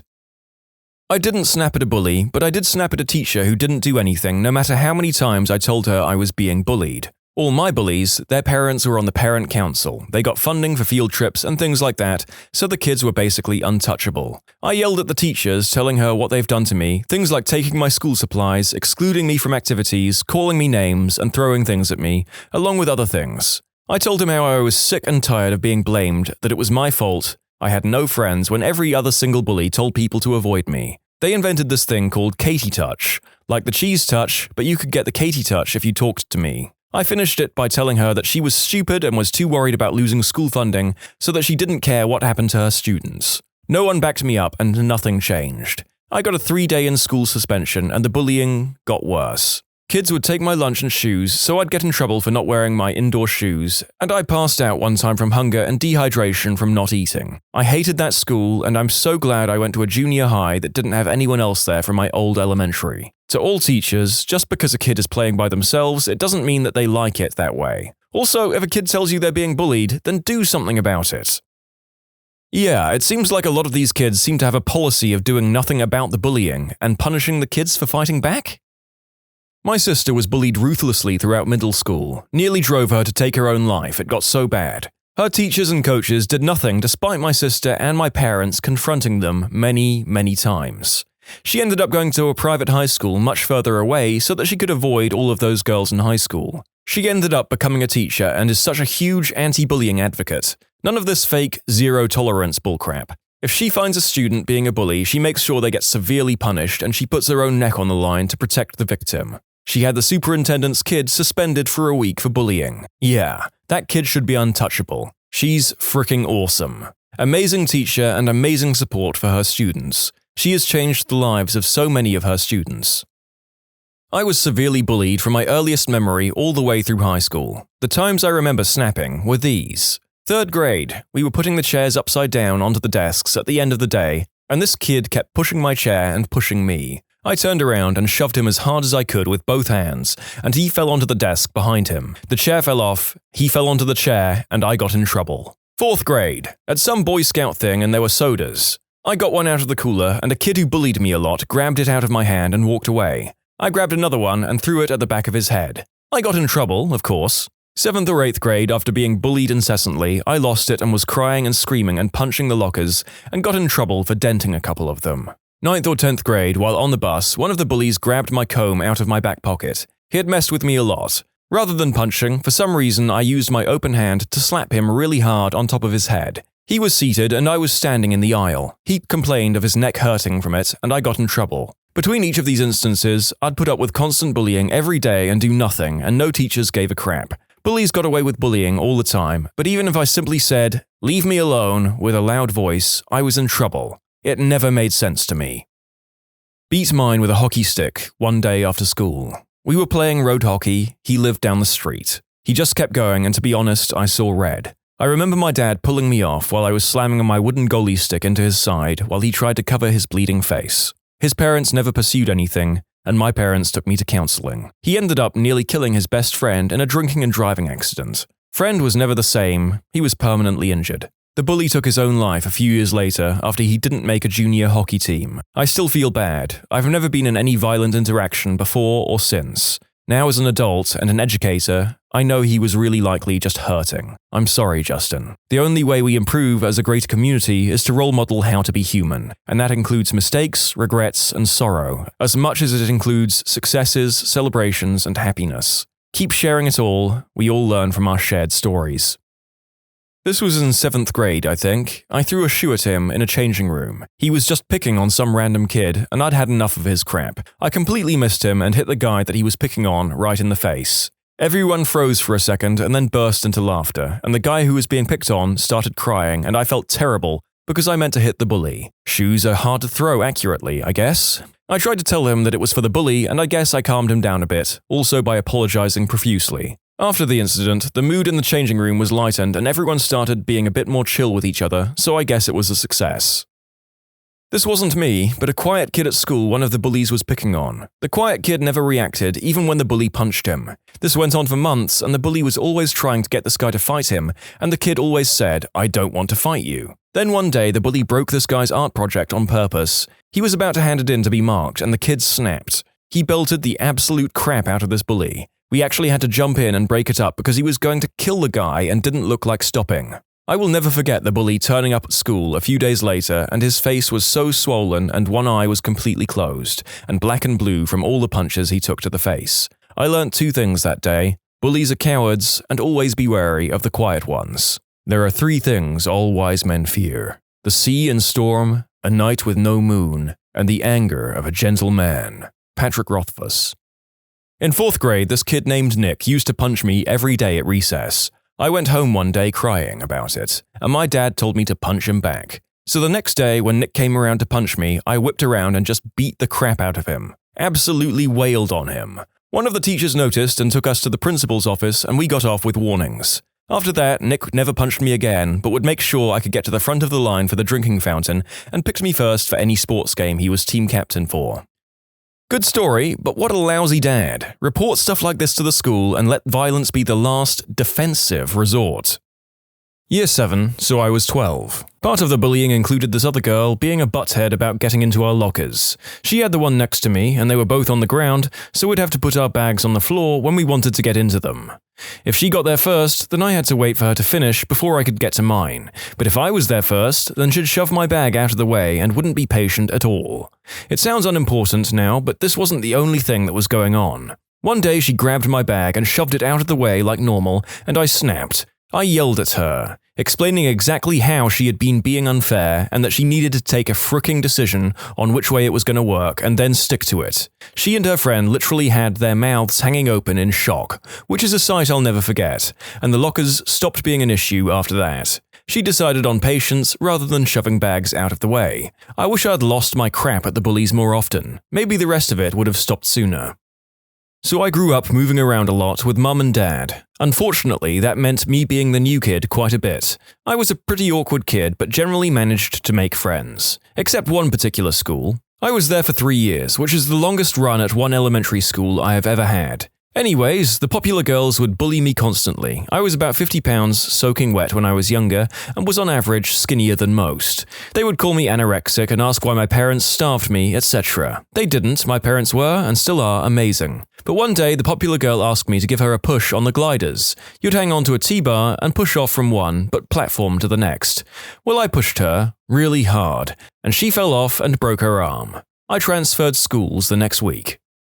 I was about 8 and punched one of my bullies in the throat. Nearly fricking passed out too, the little B-word. Serious. What happened in your this is not a drill moment during work, school, etc.? I live in a small condo complex that backs up against a major highway separated by a tall barrier that's part concrete, part decorative wood. So it's like 5 a.m. and I'm dead asleep and the house shakes. I roll over thinking, man, someone set off fireworks way too late in the night. I'm barely asleep again, and it shakes. This time, I hear the boom, and I'm like, screw those firework-loving kids. Well, I'm awake. Might as well use the bathroom. So I'm in the bathroom, and the house shakes again. Boom. So I look out the back window, and there's an inferno just past the backyard, right where the lawn meets the barrier. Oh, and this is right after all those people burned to death in their houses in California. Nope. Wake up the husband, shove the cat in the carrier, grab your wallet, get in the car, and leave. The only exit from the complex is right past the inferno, but we make it okay. The cat's furious. The husband doesn't see what the big deal is. He's still mostly asleep. And I'm like, where can we go to watch the news in our pajamas? So at the neighborhood Starbucks, we're watching on our phones. The local fire department hosing down our condos with fireproof foam. A gas tanker caught fire and pulled over. Then the 3 compartments caught fire individually. The driver made it out. Our place was fine. And now I have a go bag, just in case. I was at a movie theater, one of the big ones with 12 screens. Halfway through the movie, an alarm goes off and no one really reacts. And then a recorded voice advising that an emergency situation has arisen and we are to vacate the area immediately. 12 screens emptying simultaneously into the foyer created havoc. Some minor crush injuries, people falling and tripping others. It was chaos. Kids screaming, parents trying to get in to find their kids. 5 minutes later and we are still inching towards the doors, and a real voice comes on and advises it was a false alarm and to go back and they will restart the movies. Important lesson from this for everyone. If you need to evacuate from a movie theater, take the exit near the screen that goes straight out of the building and not the one that goes back into the foyer. I was in the high school gym donating blood when the alarm for an active shooter lockdown went off. The doors were very quickly locked and people were told to remain calm and duck under tables, but those of us giving blood and hooked up to the machines had to stay in place. It turned out to be that a few young men had stolen a car and had driven it recklessly onto school property. A police helicopter had somehow gotten involved, which sparked the panic. There were no guns involved, thank goodness, but it definitely was not a good first-time donating blood experience. We were all in psychophysio-patho class when the alarm bell rang. It's a class where the whole lot of us are divided in random 25 people group of students.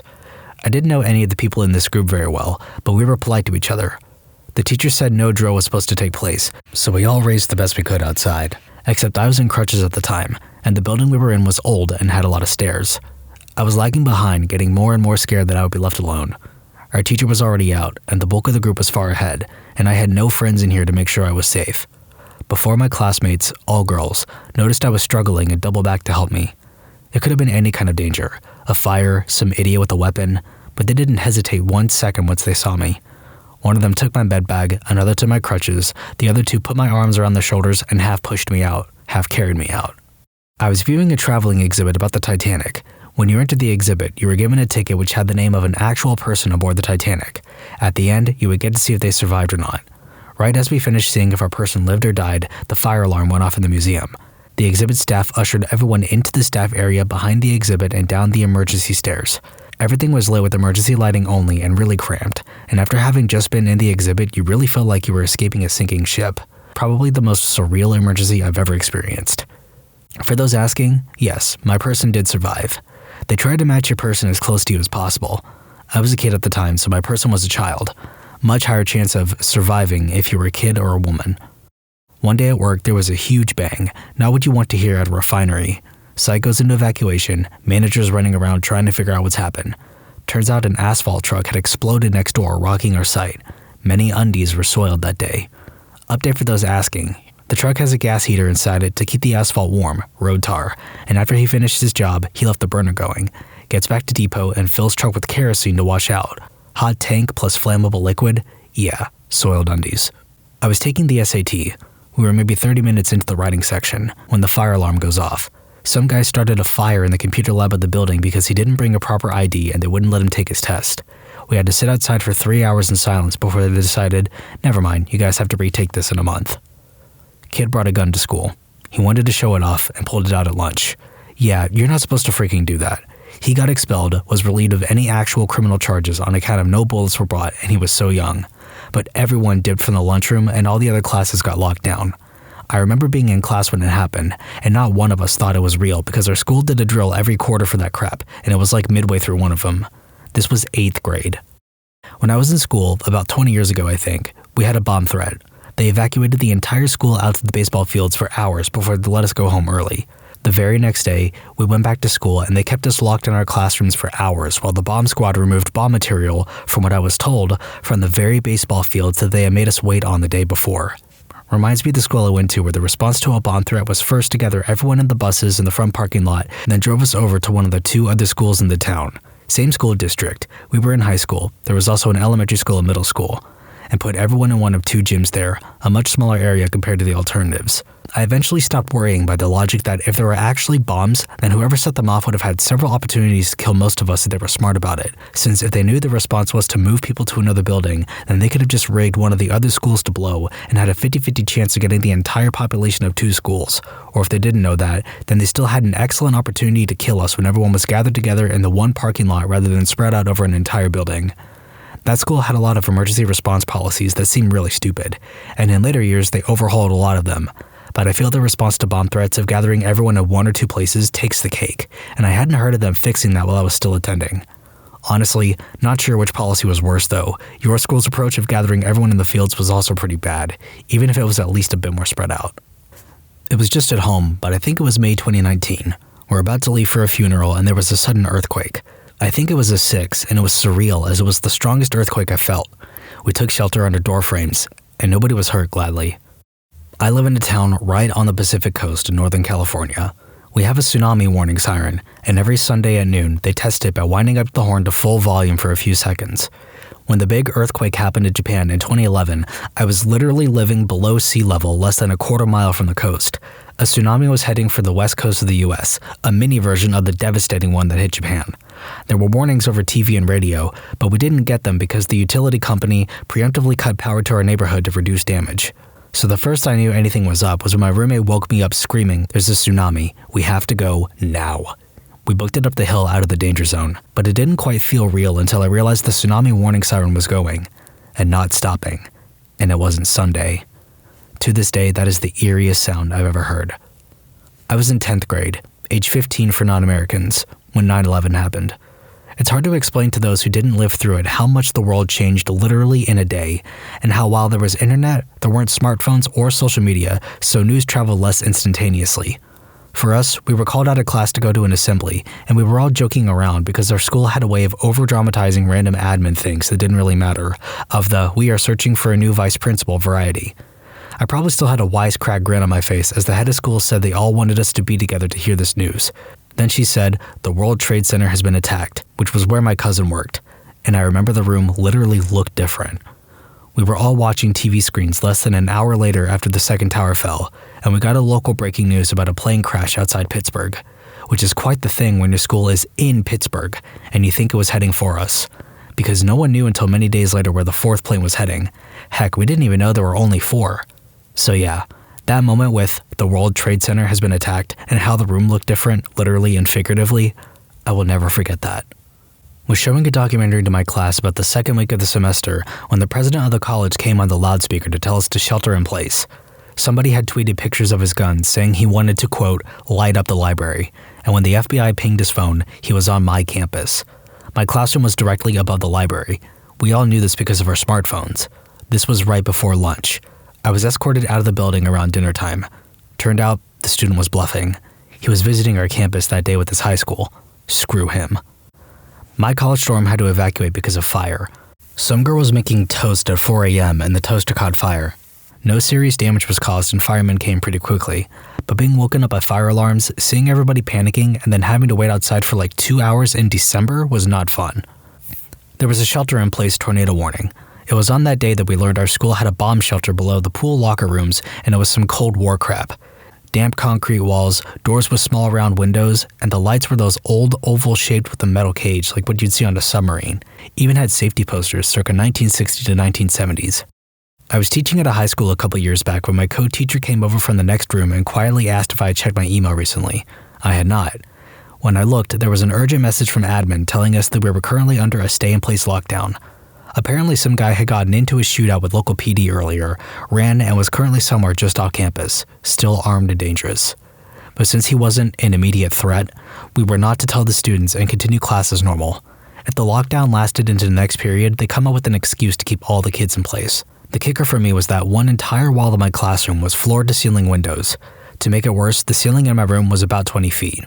We may as well have been sitting in the field outside my room for all the security we had. I made a quick decision to shoehorn a slideshow into my lesson so I had a believable excuse to close all the blinds.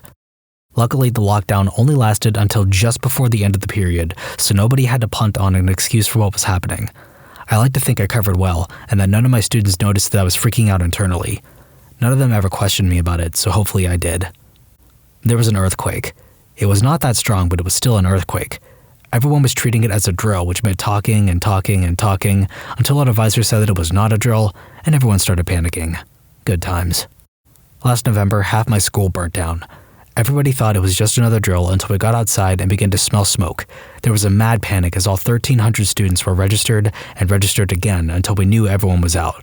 The worst part, it was started by 2 first-year students. This is going to be long, just so you know. On a 225-foot buoy tender in the middle of the Pacific, halfway between Hawaii and Mexico.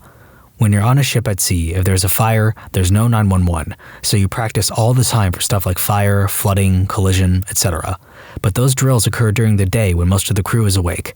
You're alert, the sun is out, and sea conditions are normally good, for safety reasons. But emergencies almost never happen during the day or when the sea state is calm. It was 4 a.m. I was in my rack asleep after getting off watch, so I had only been asleep for 4 hours when the general emergency alarm went off. That's the alarm that sounds for any emergency outside from collision and chemical. So I bolt upright with the what? Thinking someone accidentally hit the alarm up on the bridge. But when the watch officer comes over the ship's announcement system saying to set the main space fire doctrine for a fuel oil leak in the engine room, my stomach drops. I'm out of my rack, into my coveralls and boots, and out to the repair locker faster than he can finish the announcement. Most of the crew is already at the locker. The attack team is getting their firefighting gear on, and the engineering officer is trying to get information from the engineering watchstander. The investigators were already gone to investigate the scene. We all get our protective gear on, and I gather my team. I'm in charge of the pump team, and our job is to set up the portable fire pumps to supplement the installed ones in case the water pressure drops. But the pumps are located outside the skin of the ship on the buoy deck, and it's 4 a.m. in the middle of the ocean. Most people forget just how dark the night is. With artificial lights, we have essentially conquered night and claimed it for ourselves, despite a relatively poor night vision in comparison to other species. But when you are days away from any land, and the lookouts need their night vision preserved for their watch, that means it is awfully dark once the sun goes down. Makes for great stargazing, though. Anyways, I get permission to start setting up, so my team and I all grab flashlights and head out. It's dark as crap, and the pumps are heavy, and all in all, it sucked. It sucks during drills, and it doubly sucks in the middle of the night. We get the first pump set up and are about to start the second when we get told to wait. I certainly didn't complain. I absolutely hate those pumps. We go back into the repair locker to wait. Apparently the leak wasn't that bad and was able to be secured by the investigators. The cleanup crew heads down to clean up so the fuel doesn't create a toxic gas environment, and we go to pack the pump back up. There was a general feeling of amusement at the situation, to be honest. Also, a lot of pride in our response. We had all the time requirements setting up boundaries and such, and as a crew, we felt like we did good. The command felt the same way too, because the workday was suspended. We only had to go to our watches. The rest of the day could be spent however we wanted. There was a movie being played in the cruise lounge, and some of the guys set up an inflatable pool on the buoy deck chillin'. Me, I went back to sleep. This one's an even longer story. My dad is second engineer on gas tankers. A few years ago, they had a fire in the middle of the freaking Atlantic. Ship chock full of flammable, toxic, cooled down to liquid gas. I can't remember what it was, but they got it to negative 150 degrees Celsius or lower. Maybe ethylene? Skeleton crew, as crew management company was full of money-grabbing jerks, and every single thing that wasn't officially needed was underfunded and limited. I.e., ship had 3 power generators, but ship management allowed them to buy only so many parts. They had to cannibalize the third to get other 2 required by law to run, and everyone was overworked. Middle of the night, a fan sucking out exhaust from the trash burner failed, and temperature started to rise. Sensor failed first, so there was no alarm. At dog hour, metal chamber the burner was in literally melted. Metal started to burn, and first alarms blared. My dad, off duty then, informed Bridge by intercom, told them to organize action, and went down to get people out and start action. He broke procedure by that because he was supposed to wait for Bridge order to even begin any action. That includes inspection on fire size. He got in serious trouble in that later, but I'll go back to that. So he gets into gear as fast as he can, bursts down and in, drags 2 unconscious guys out of control room, starts emergency water pumps, empties both FEs that were there in vicinity on burner chamber door, glowing now, to cool it down a bit, and runs up to get proper equipment and join team. They start firefighting and soon discover almost everything there was on fire, melting and burning down. They used every single FE on board, all fire retardant they have, and gas tankers carry a crap ton of it, and by next day evening they managed to put it completely down. They lost chimney, all of it. It fell down inside, almost killing crew members. most of main engine turbos and exhaust management, good part of electrical wiring, including electrical power control, so no load regulation on generators. Most of the bridge equipment was out, oil coolers, and general crew area AC. They were also down to one power generator. On top of that, entire ship was considerably heated up, which meant lots of stress in the hull and gas tanks. They were venting gas as cooling equipment was overloading the power generator. Radar, satellite, high power radio, all off. They slowly creeped to US and got to Houston with Coast Guard and firefighting barge assist. Now, the true storm starts. First, they got an inspection, which revealed they didn't have enough firefighting equipment on board. Inspectors were deaf to the argument that it has all been used. Fine number 1. Second, after unloading the gas, they got a hefty fine for the gas being too hot. No duh. Also, another fine for vented gas, because cargo manifest didn't match with ship's content. Third, another fine for environmental damage, as main engine exhaust was not cooled and filtered. Lack of chimney and fire marks were of no consequence to port authorities. Next, my dad got into trouble. Ship management decided he was to pay the fine of $100,000 for not waiting on Bridge's orders. Later withdrawn, as inspection shown if he hadn't cooled down the door, no one would ever got in and 2 people would die. Also, seawater pumps couldn't be started in any other way. They still threatened him in every possible way and tried very hard to make him assign responsibility for whole fire and damages. Sadly, he was very, very close to doing it before I forced him to be with my friend, a lawyer. And the last, most infuriating part, ship management refused to pay for firefighting equipment replacements as, quote, it was crew that used them, without permission from central office. After that, they did one more cargo run around Mexico's ports before ship was forwarded to a shipyard for repairs. Most of the crew changed company afterwards. Yeah, cost-cutting in the most obnoxious way, haranguing on every single regulation, as long as there is even a slight chance it will slide under the radar, and complete disregard for the fact that crew is human, not a bunch of robots. My dad was a firefighter. He was casually watching Titanic at the theater. You know when this happened then. Out of nowhere during the movie, projectors stopped, all lights shut down, and some guy opens the door of the theater and told everyone to get out that there was a fire. As my dad walked out, his firefighter senses were triggered. He felt the draft of air being sucked out of the theater room going into the main hall. Fire alarm couldn't be heard from inside because the volume of the movie was so loud. Everyone got out. It was a big complex with restaurants and bars next to the cinema. Everything burnt down, millions of dollars of damages. It was a teenager playing with matches while smoking behind dumpsters. My dad had to wait for the double VHS to be released to know how Titanic ended. That's the best part of the story happening in the 20th century. For the record, it was in 1998. We had someone fall off a boat down at the boat launch when I worked at a campground. She hit her head on the dock and started sinking while unconscious. Luckily, her BF dove in and grabbed her before she drowned. However, she was incoherent, so we had to immobilize/warm her up in a truck and then call in a heli to take her to the nearest hospital. It was crazy. We had to mark a landing zone and lay down some flares and everything. School had a lockdown. Was coming back from lunch and saw a bunch of cops. Asked one what's up and was told someone had reported a gun in the building and it's on lockdown. I went home.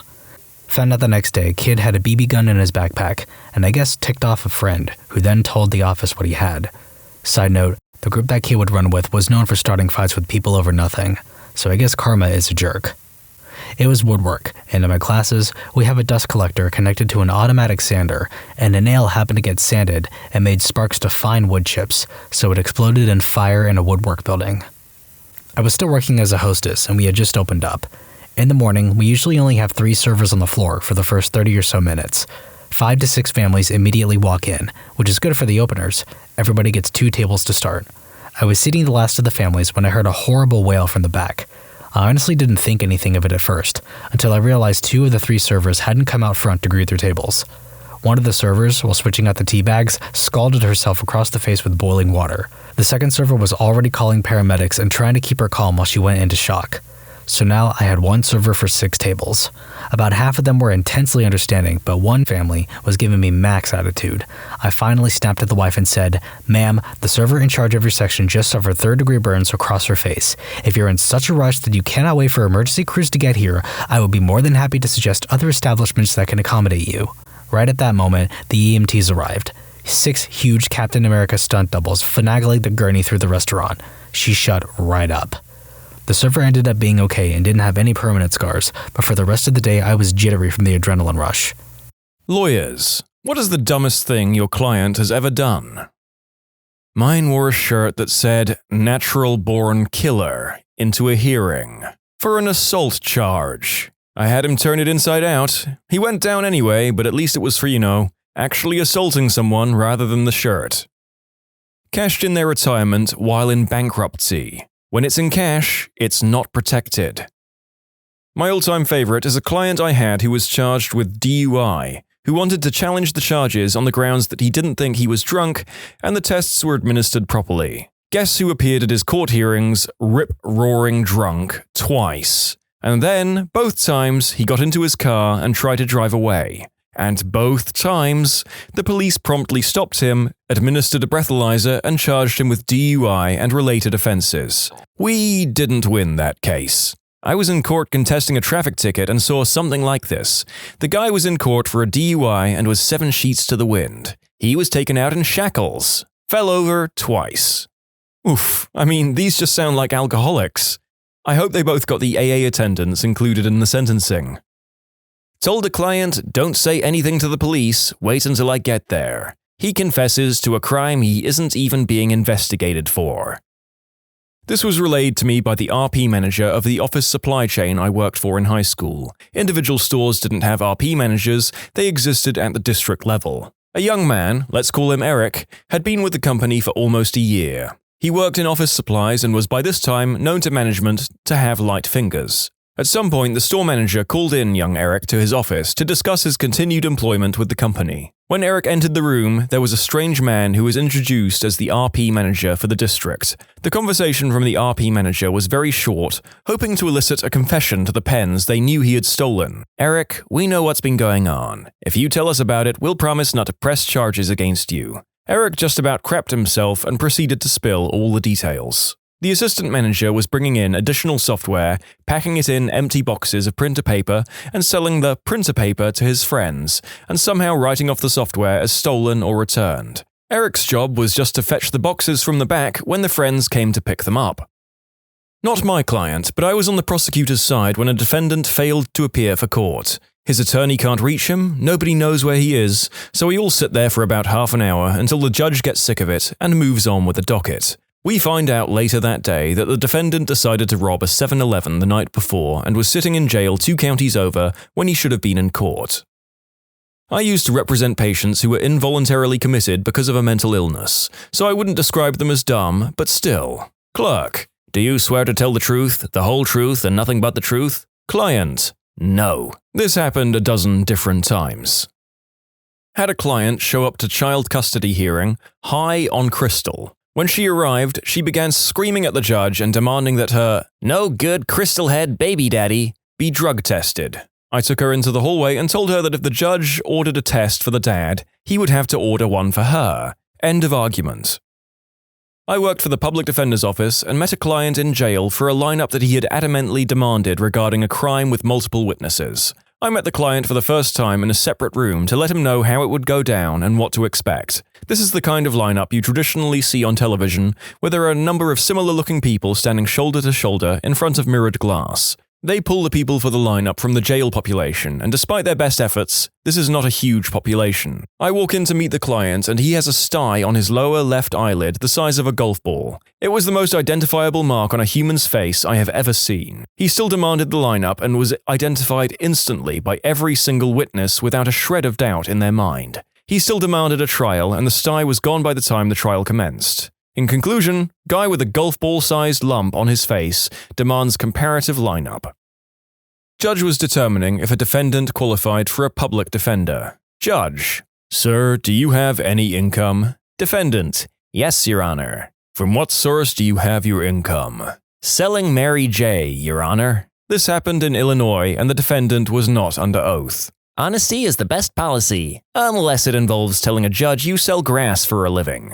Agreed. Omission is not technically a lie. Here's another ill-advised admission. When I was sitting for appointments one time, a defendant said hustling as his source of income. Everyone in the courtroom laughed a little, even the judge.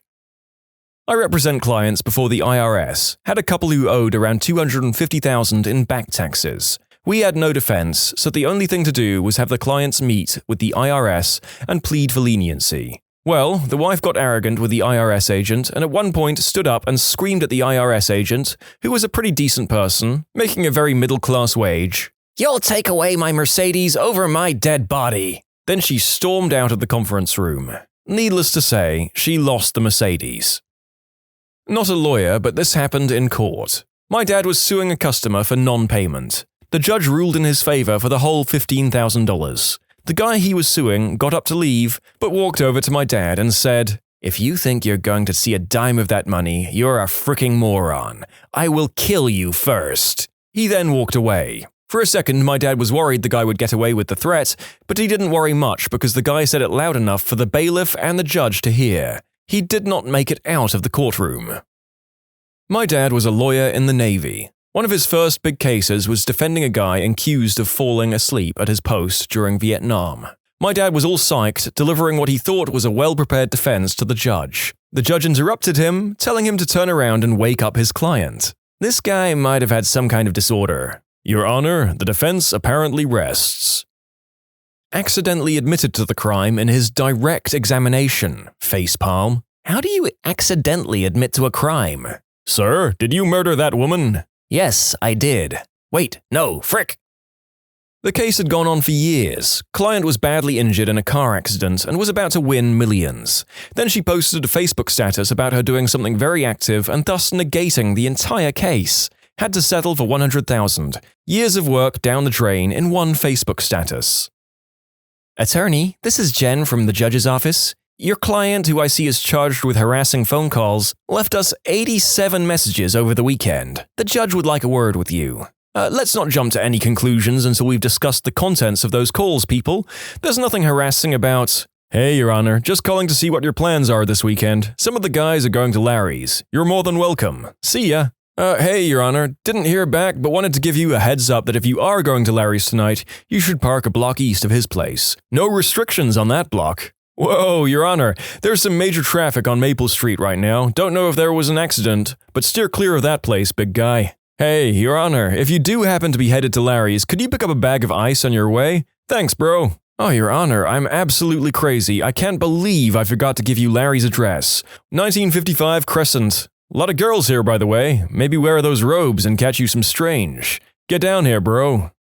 This client sounds like that ex that everybody has. Finally taken to court. I had a brilliant gentleman on probation for narcotics trafficking and was not permitted to own or use a cell phone. He went in for a substance test with his probation officer, and his cell rang in his pocket. The police officer went to take the phone from his pocket and also pulled out a large bag of white snow that he bought to his substance test. She has a restraining order on you. You absolutely cannot contact her anymore.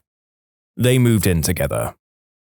Fortunately, I was not the attorney in question, but guy is convicted of some traffic-related offenses, loses his driver's license, effective immediately, gets in the car and drives home, along with his lawyer. Not my client and not my case, but a colleague was defending a driver in a wrongful death case. The first question at his deposition was, "Please state your name for the record." The driver stood up and started screaming at the plaintiff's attorney and threatened to kill him. That went well. Didn't happen to me, but happened to an attorney I know.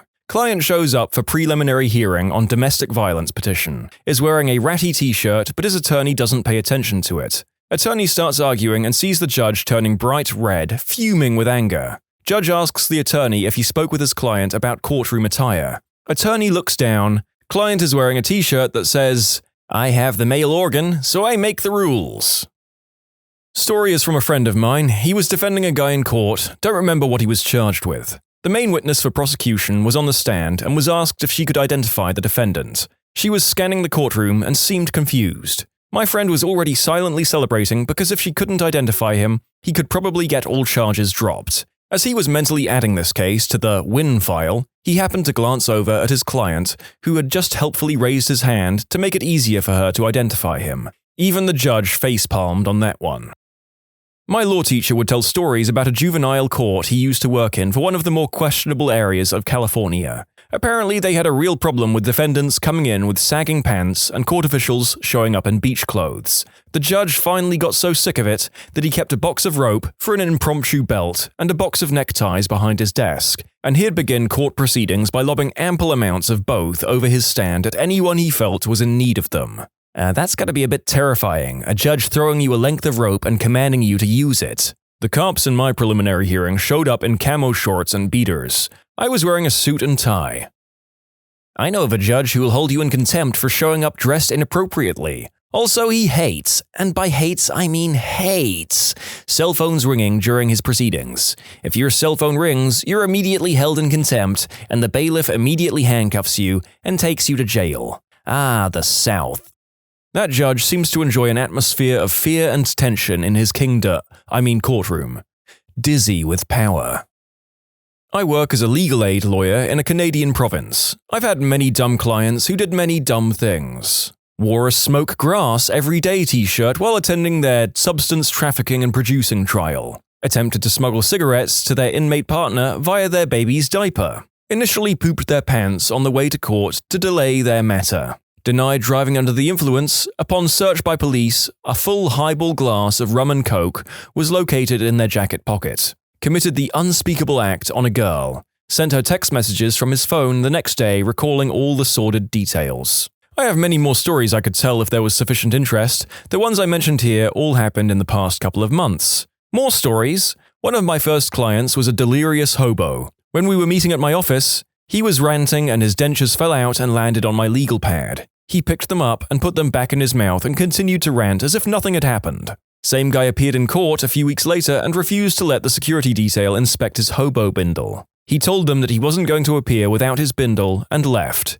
He was arrested that afternoon for failing to appear. A guy came in and said he wanted to sue Oral-B because their toothbrushes kept cutting his gums. He asked if I wanted to see his evidence. I said no, but he still proceeded to dump a grocery bag of used, slightly bloodied toothbrushes onto my desk. Another good one, during a trial for a client in a circuit court about an hour outside of the city that I operate in, client decides to get a cab out there and tells the driver they'll pay them when they arrive. Client arrives in this community and gets the driver to stop at a local convenience store across the street from the courthouse. Client proceeds to attempt to steal 5 26-ounce bottles of rum and is promptly arrested and taken into custody. Trial is postponed as we spend the day unsuccessfully applying for bail.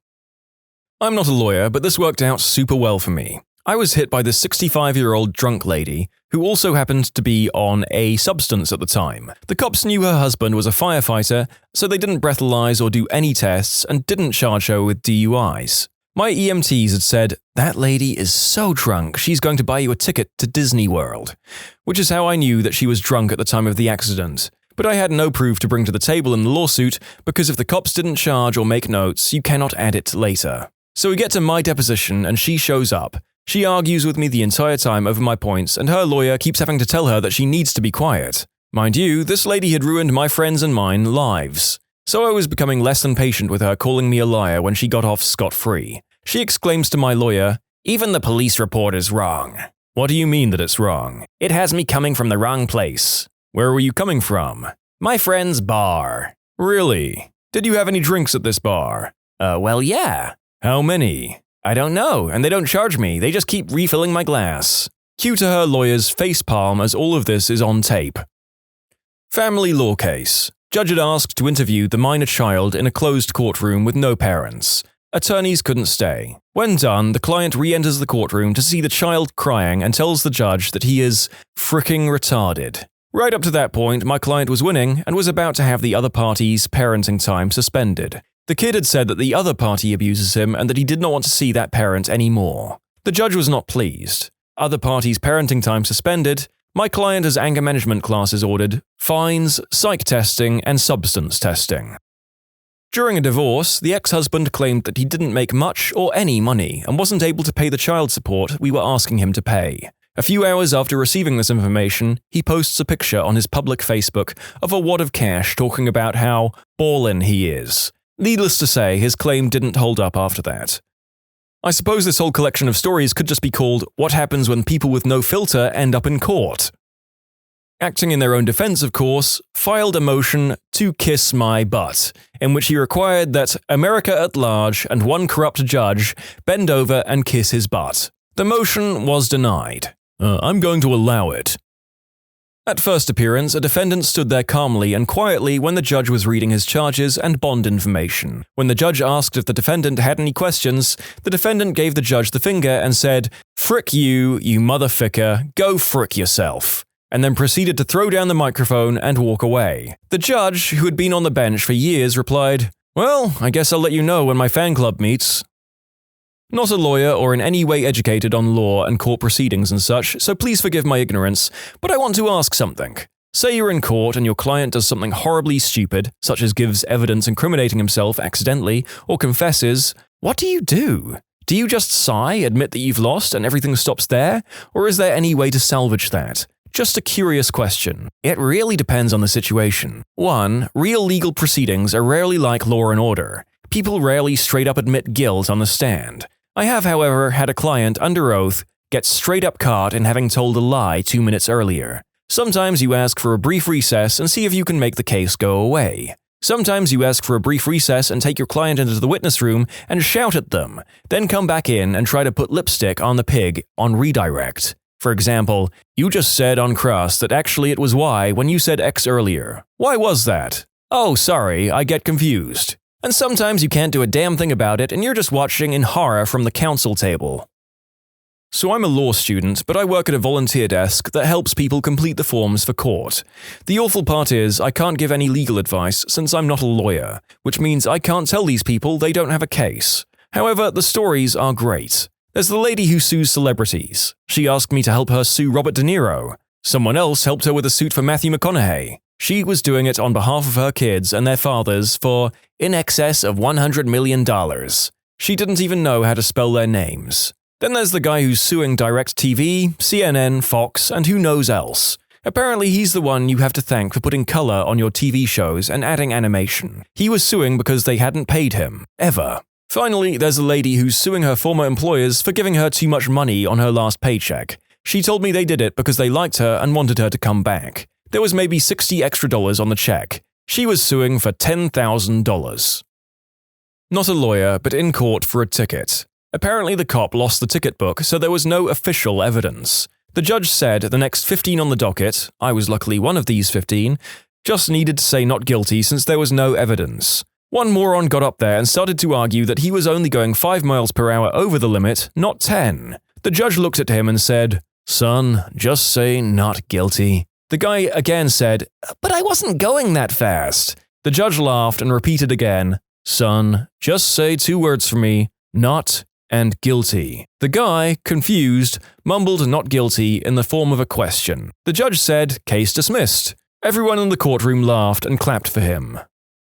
My high school best friend's father is a lawyer, and I remember him telling me this story years ago. He gets a client who's being charged with a DUI. He asks the client what happened, and the client states that he had 2 drinks, gets stopped, and the police wrongly charged him with driving under the influence. My friend's dad then looked over the evidence as any good lawyer would do. Comes to find out there was video evidence from a dash cam. Awesome. His client on video was visibly drunk, and he described it as being "you'd be stupid to think he was sober." He was convinced there wasn't much he could do with this. There's icing on the cake though. When the police officer went to give him the breathalyzer, his client is heard stating, "I'm too drunk to use this damn thing." I'm a law student, but I have internship stories. We had a client who was convicted of murdering his stepson. Before passing sentencing, the judge asked if he had anything to say to the court. He replied, "I only effed up when I didn't kill my wife too." Life sentence. Another client, upon being pulled over and being asked if he had any substances or alcohol in the car, voluntarily told the officer that he didn't, but he did have some smack that he sold in his hotel room. He then kindly escorted the officer there and gave it to him. We had a client charged with selling white snow. In order to determine if he qualified for public defender, the judge asked if he had any way to make an income, and he said, "Well, you know, from selling white snow. I bet I can think of more too." My lawyer brother once got a contempt of court charge dismissed against his client by begging for mercy, using a Forrest Gump-like defense. "My client is not a smart man." Immediately after the charge was dismissed, the client turned and in front of the entire court punched my brother in the mouth, yelling, "Who you calling dumb?" Client was promptly rearrested. Parents of Reddit, what's the funniest reason you've been called into school to collect your child? I was called to collect my son when he was in first grade because, quote, he was being disrespectful to his classmates. They wouldn't explain. My son told me that Jeffrey pantsed him. That makes no sense. About an hour later, the light bulb went on. You didn't wear underwear today, did you? Nope. When I was in middle school, some poor guy got pantsed right in front of me. A girl who shared many of his classes. Normally, it'd be no big deal. Someone got pantsed in my school on at least a weekly basis. No, the really awkward part was I was kind of crouched down because I had a bottom locker and he was standing up with the top locker next to mine. Not above, but I guess on a diagonal. His pantser shouted right as he pulled, so of course I looked up at the shout because it startled me. And well, the pantsed individual's boxers had been pulled down along with his pants, so right in front of my eyes was a dingaling. It was the first dingaling I'd ever seen in person, well outside of seeing like baby cousins get changed and stuff, and considering we were 11, I was presumably the first girl outside of his close family when he was little to see his dingaling. It was just for a split second because obviously the guy pulled his pants back up with lightning reflexes. I've never seen someone go so red in the face. We both stood there in shock for a couple of seconds as the hallway cleared and began walking in class. We shared the next class. Oh no, that's even more awkward. The whole time he was stammering out apologies and I kept telling him it wasn't his fault. It's not like he'd pulled his own pants down. After class, other students asked me if I'd seen it, and I lied profusely. What are you talking about? He was wearing underwear. How would I see anything? Oh, well, in the back they came down. The whole hallway could see his butt. Oh my god, well, they didn't come down in the front. The rest of the year, this guy who was a practical stranger was pretty nice to me. Not like flirty nice, but I think he figured out that I lied, so I felt he owed me one. I was called in because the elementary school was going on a field trip that my son forgot to give me the permission slip for. He decided to give forgery a whirl. This was in first grade, so the handwriting was awful. He also signed my name, Mom. I got a phone call earlier this year from the school nurse, saying she was concerned because my son had passed out while on the lunch line. I went to pick him up and he seemed a little dazed, but okay. My kid couldn't remember anything about what happened beforehand, so I made an appointment with his pediatrician for an hour later. Right as we're getting to leave, he sheepishly said, Mom, I just remembered that right before I passed out, we were playing a game to see who could turn their face the reddest. So, my kid had me thinking he had a brain tumor, but no, he just held his breath until he passed out, and not a single other kid thought they should mention that to the teacher. Embarrassed to admit, but I've done this before. I was getting ready for school in the morning and decided out of the blue to do this. Promptly passed out and cracked my head on the dresser on the way down. I come to almost immediately and just sat there on the floor confused as to what happened. I already had this huge lump forming on my head and a killer headache, but I didn't want to tell my dad because I didn't want him to be mad. So I went to school and was miserable all day. When I got home, I finally told my sister. She took one look and ran to tell Mom. I had a goose egg-sized lump on my head. All said and done, I had 2 MRIs and a sleep test. Don't know the proper name. Everything turned out fine in the end. I never admitted I'd passed out because I held my breath too long. In my senior year of high school, I was nearly not allowed to graduate, and my family was called because I forged my own name by writing in the Guardian section of a permission slip. I was 18. My kid got in huge trouble in kindergarten. A girl told the teacher he said the S word. He lost recess, they called me, it was a big deal. I went to pick him up and said, "So what's the S word?" And he stared at his shoes and whispered, "Sexy." Yeah, confirmed by the little tattletale. All of this was caused by sexy. Funniest one I've ever heard. My kid surprisingly well behaved at school. Was a parent having to come get their kid after they were caught selling imaginary friends to the younger students for $1 apiece. I made the mistake of telling my stepdaughter about the professor I had in college that we never knew read our papers, so it turned into a class game to fit ridiculous sentences and bad jokes into the middle of them to see if we'd ever get caught. She apparently decided that was an amazing thing to do, and I got called for a phone conference because she turned in a history paper that was chock full of awful puns that were not appreciated. My mother was called to pick me and my twin sister up because we were turning blue. I think it was in 4th grade.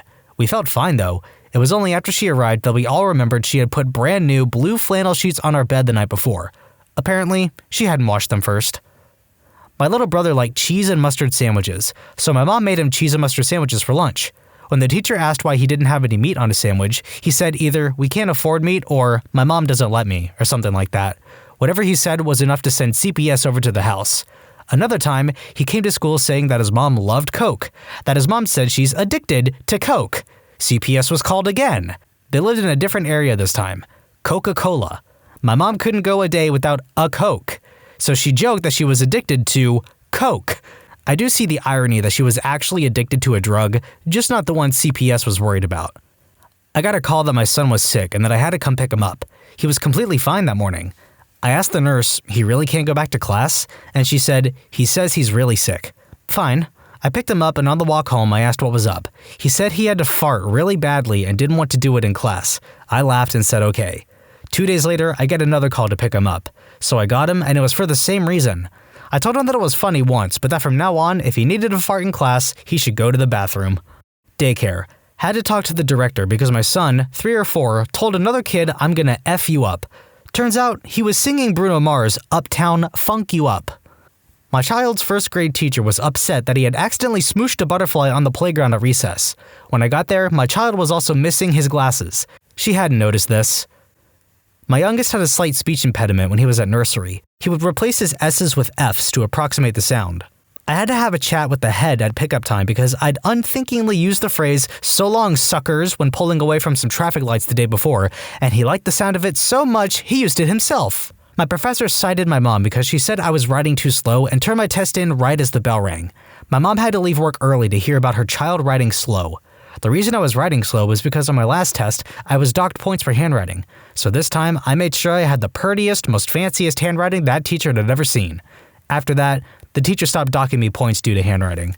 As somebody with notoriously crappy handwriting, I felt this post. That was in elementary school, early years. The principal called us and looked at us with a stern look of disapproval while telling us our son was using bad language. I then proceeded to explain to her that my wife and I only spoke French at home and we did not have television. The only English our son had ever heard was at school, so I asked her what she was going to do about it. It was one of the shortest conversations I ever had with that principal. About the principal, as I recall, she suddenly remembered she had to do something urgently and the meeting was over before I could say anything else. Literally, pardon my French. I was the kid and I was in 3rd grade. I climbed on a tree, not even that high, and then I wanted to climb down. A teacher who hated me saw me and told me to stay there and not to move. I told her it's no problem for me to come down. She insisted I stayed there and turned around to call the fire brigade to get me down. I had enough and climbed down anyway, and then she called my mom because it was my fault the fire brigade was called for no reason. I was in an early morning college class, and when I got out, I realized I had missed calls, texts, and emails from my daughter's preschool. A voicemail said she had been throwing up and to please hurry and come get her. When I got to the school, the receptionist showed me to a room where my daughter was sat with the trash can on her lap. She told me my daughter kept announcing she was throwing up and then would cough into the trash can. She had no fever and was otherwise cheerful and talkative. I signed her out, got her outside, and into my car where she jumped forward and kissed my cheek and told me she missed me and where would I like to go for lunch. That kid busted herself out of preschool to finagle a lunch date with me. It worked. Aww. I was the child in 6th grade. I was 12. I was in my emo phase and was wearing a lot of black eyeshadow from Claire's. I guess I wasn't so good at my makeup yet because they called my mom into the office to discuss my injuries and who was, in quotes, hurting me. I had super bad allergies as a child to the point where I had awful dark circles under my eyes that legitimately looked like bruises. I had the principal and my teacher asking if everything was okay at home and pointed to my eyes. I let them know about my allergies and they skeptically accepted the answer. 2 weeks later, I stepped in a large hole in the ground by accident and fell flat on my face, giving me an actual black eye. Trying to explain to the principal, my teacher, and the school counselor that I actually fell was no easy task. My son went to a private Catholic school from 1st grade through 8th grade. I had a nun call me one day because my son and a friend were having a peeing for distance contest in the bathroom. And then another day I was called because my son was looking to see if the dictionary had the word dingaling in it. Both incidents were in the 3rd grade. When I was in 7th grade, I was an office runner. Basically, if your reading and writing skills were above a certain level, they let you skip reading class and just work in the office, getting kids whose parents had come for them, delivering messages, that sort of thing. Anyway, the kid next to me just wouldn't shut the heck up. He kept rattling on and on and on, and I had enough of it. I had a monster fart brewing, so I cocked my leg, locked eyes with him, told him to shut his mouth, and farted on him. Or, at least, that was the plan. Instead, I cocked my leg, locked eyes with him, told him to shut his mouth, and completely crapped my pants in the most glorious fashion. This wasn't a little nugget. This was a full pants load of chocolate pudding that ran down my leg and made a little puddle on the floor. Everything in the office goes dead silent, and there's no mistaking what's just happened. The kid just stared at me with absolute horror in his eyes. Without looking away from him, I raised my hand and said, "Miss Office Lady's name, I don't remember. I think I need to call my mom." I went home, took a bath, threw the pants away, and came back the next day.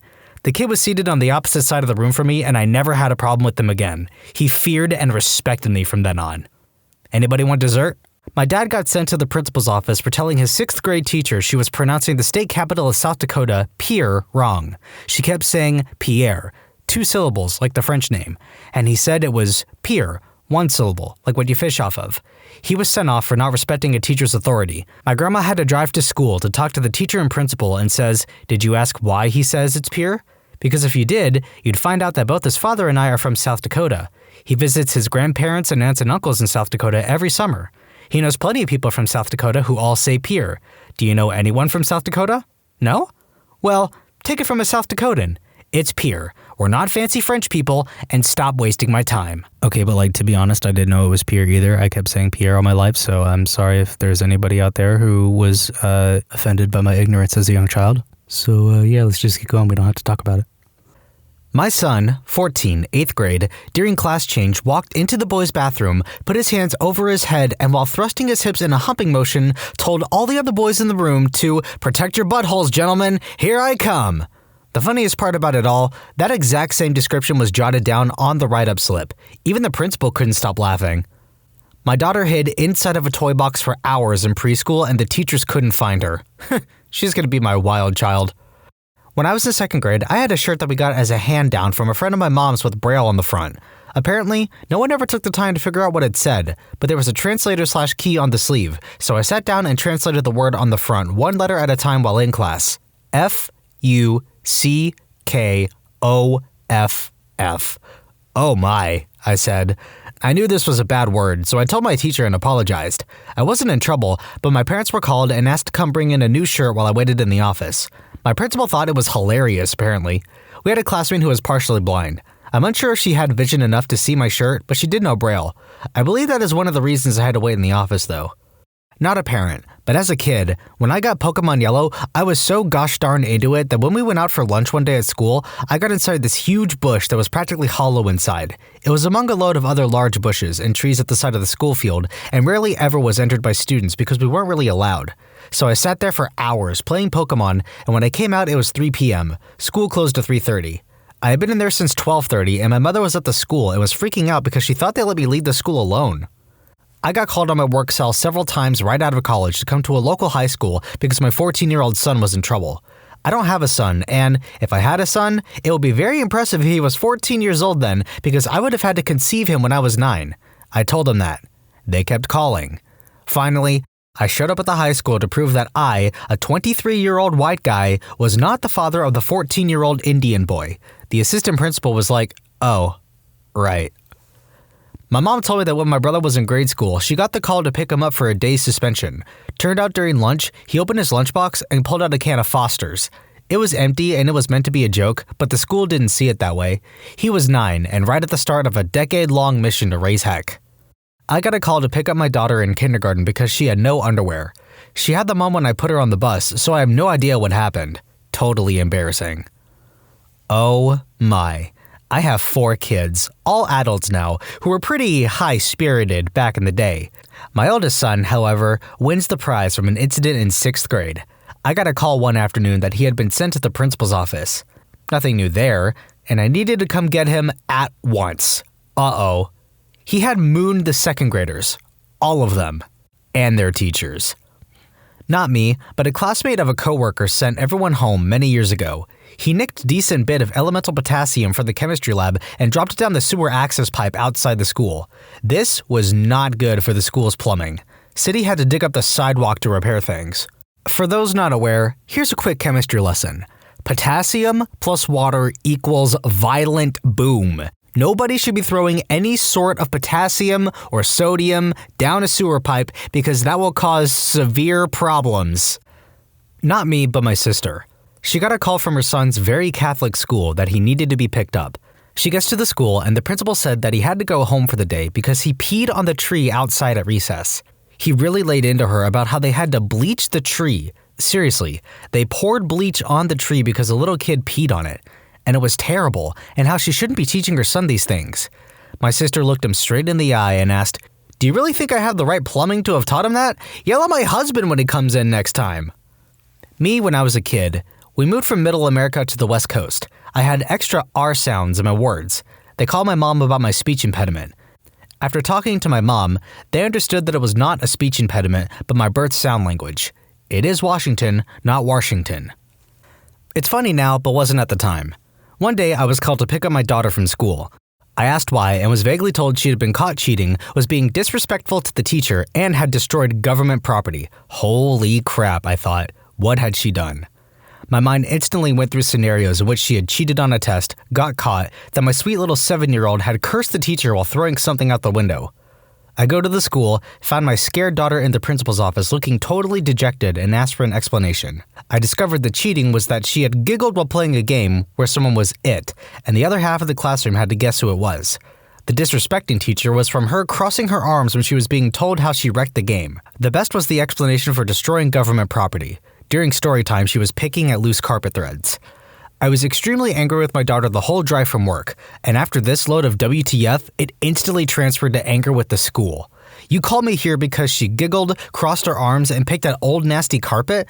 I was hot and took my daughter home, letting her know I was a bit upset with her, but let her know that there would be no more punishment. She'd been through enough. We went home and watched cartoons, and I made her favorite grilled cheese and tomato soup for lunch. I received a call from the vice president of my daughter's school one day while I was at work. I could tell the VP was holding back her laughter, but she tried to remain professional. Hello, your daughter acted out in class today.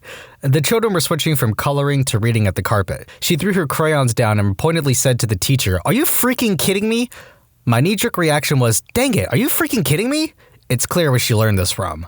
My second thought was, dang, I have a kid in junior kindergarten that knows how to use that phrase in a correct form. The following year, the VP is no longer at the school. We attend similar social groups and talk often.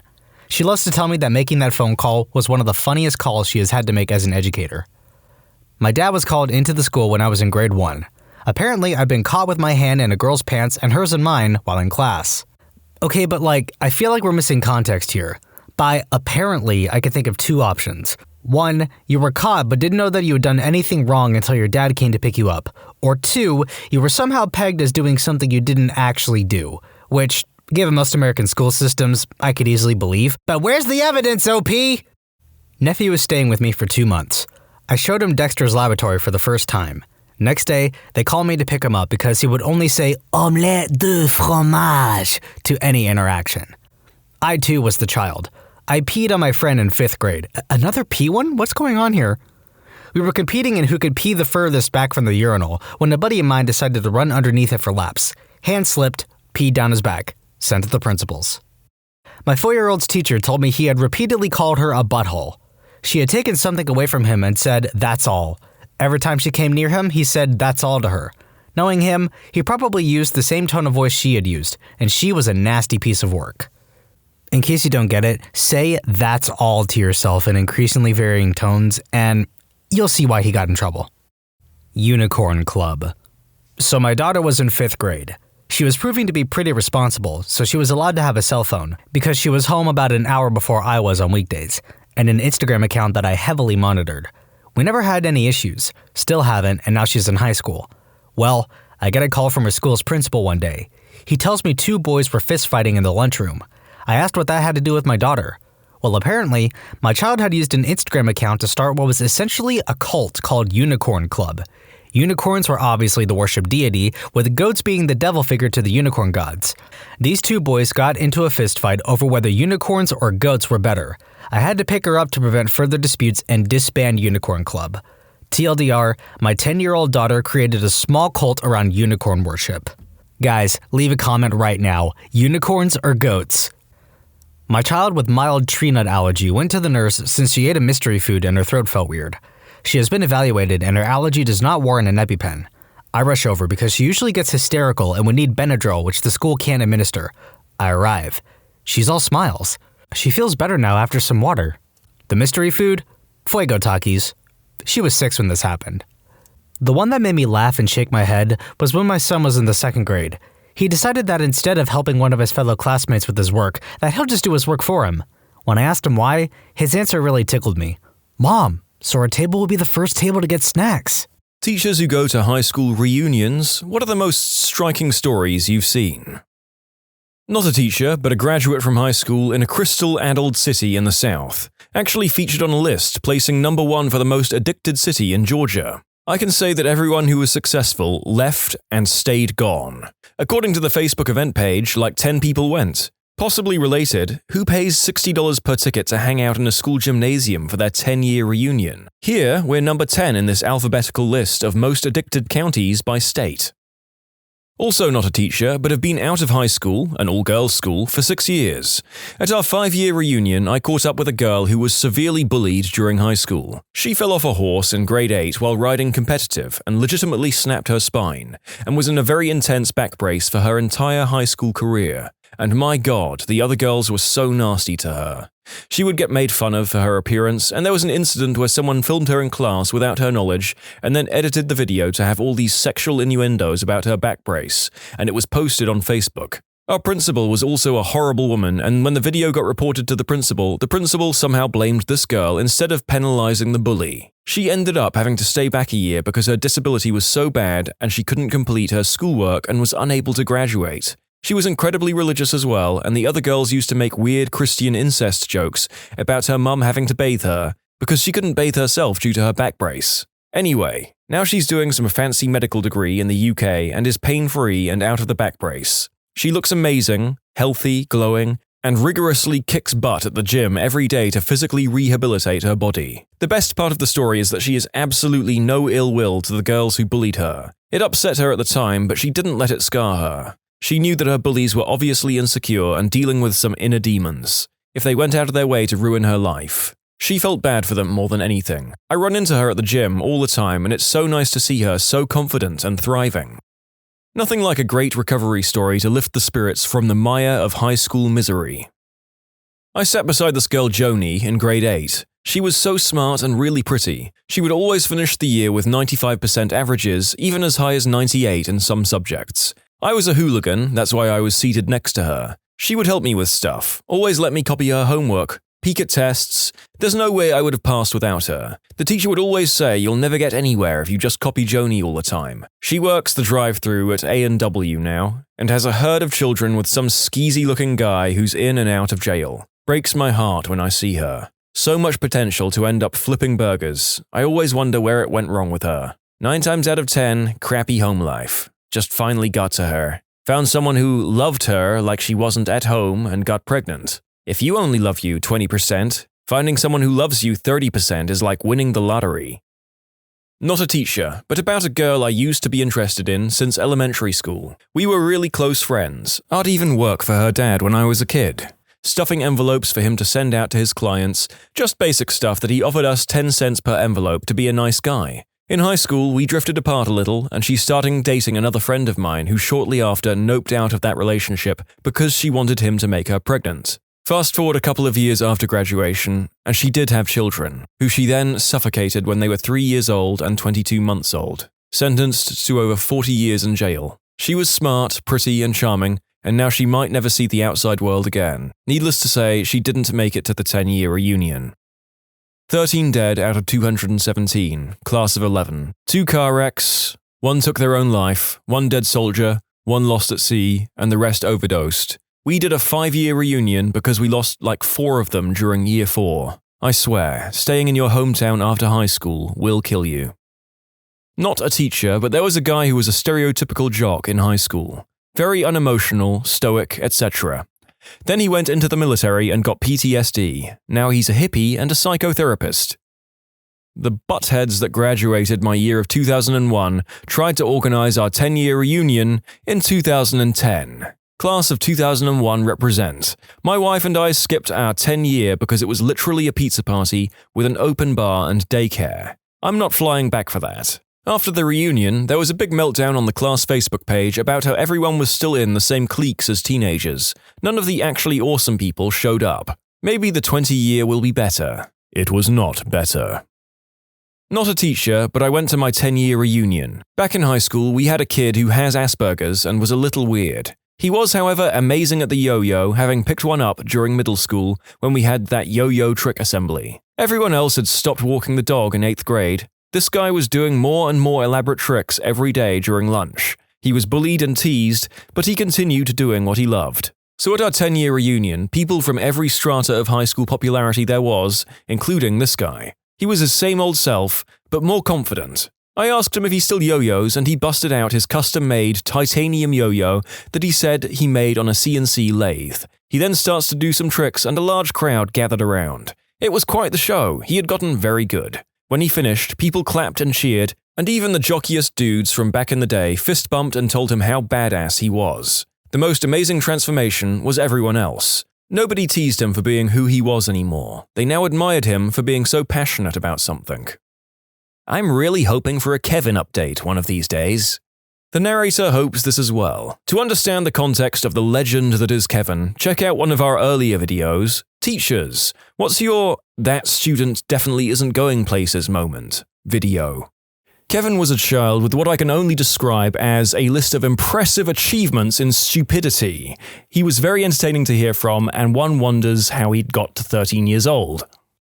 In high school, I was pretty good friends with a guy that was a bit overweight, about 6'4", really smart and a bit nerdy. Lost track of him after high school, but then saw him at our 10-year reunion. He was the talk of the reunion. Still tall, but had lost all the weight and was in great shape, and had long hair like Fabio and was a doctor. He showed up with a beautiful wife. He then gave us his contact info and invited us to Atlanta to stay with him in his big house. After the reunion, I tried to get in touch. Contact info didn't work, and through some sleuthing I found out he was neither married nor a doctor. He was still in good shape, can't fake that, but faked everything else. He was still tall though. What if he showed up and he was like 5'5"? Now that's a story. Not really a surprise, but the guy who used to bully me all the time is basically homeless. He refuses to go back to his parents, absolutely nothing wrong with them, he just never got out of the rebel teen phase, and spends his nights either couch surfing at a mate's or sleeping on the streets if no one can take him in. Any job he gets, he stays at until he has enough money for whatever he wants at the time, and then quits. Skates all the time and wants to go pro, but spends all his time smoking green herb and drinking and then crying about his life doesn't go anywhere. People at the reunion were astounded that he had just not changed one bit. He still used the slang words he used back then, and even tried to get his old mates to tease me like they used to, but they didn't because they're all adults now with jobs, and some even have kids. He was kicked out of the venue because he tried to pick a fight with a guy who laughed at him for how he was dressed. 30-year-old man dressed as a teenager. I think it's important to note that this guy and I used to be close friends before he started bullying me. I know his parents weren't horrible because I saw his home life firsthand, and he'd lashed out at them for simple things and treated them both like crap. The worst I can say about them is that they were pushovers when it came to punishing him. There were a couple of guys like that at my 10-year anniversary. Walked in like they owned the place, thought the status quo hadn't changed, then fricked right on out the door and they realized that nobody really gave a crap about high school politics 10 years after the fact. I didn't go to my 20th, but saw the list of dead people. I tried to look them up in my yearbook, but shockingly, every single one of the 7 to 8 people were in the no picture section, which was maybe 5% of the class. So either the yearbook cast a curse, or there's some correlation between not being able or not wanting to take a yearbook picture and dying young.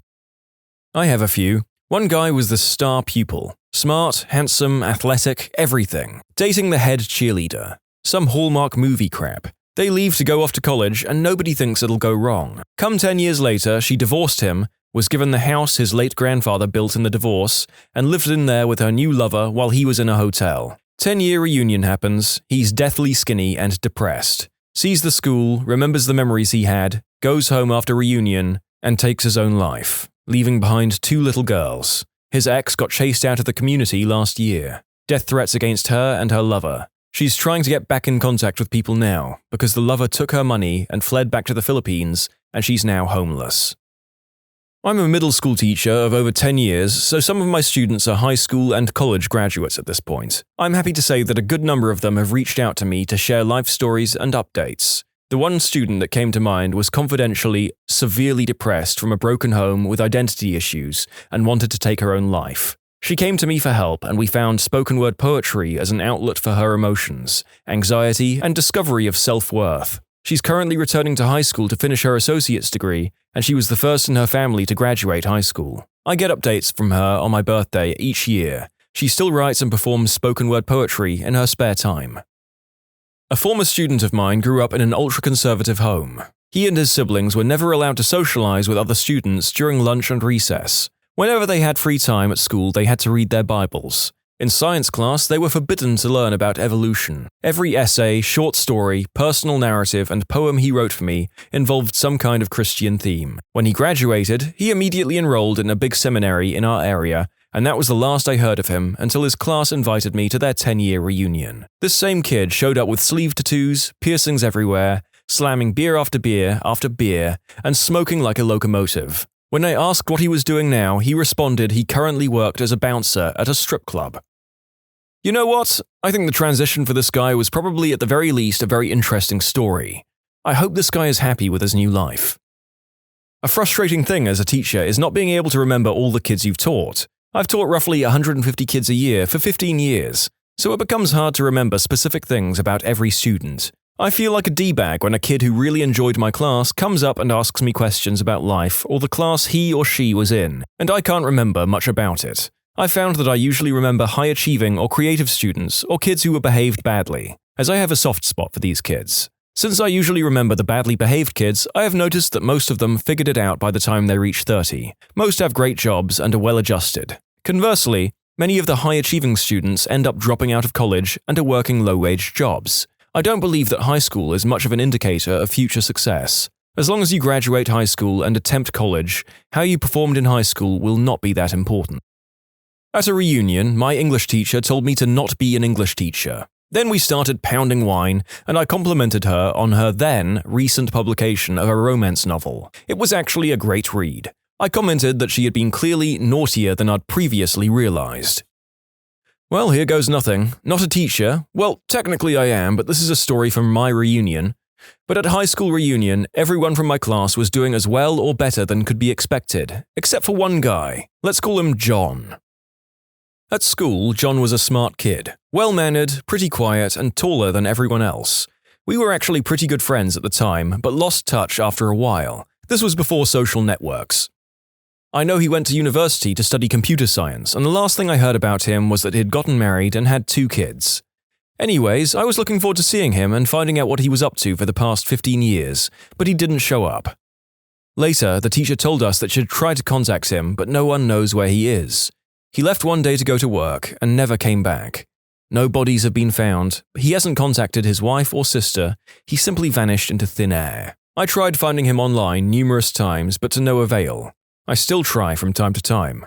I just hope he's safe and well.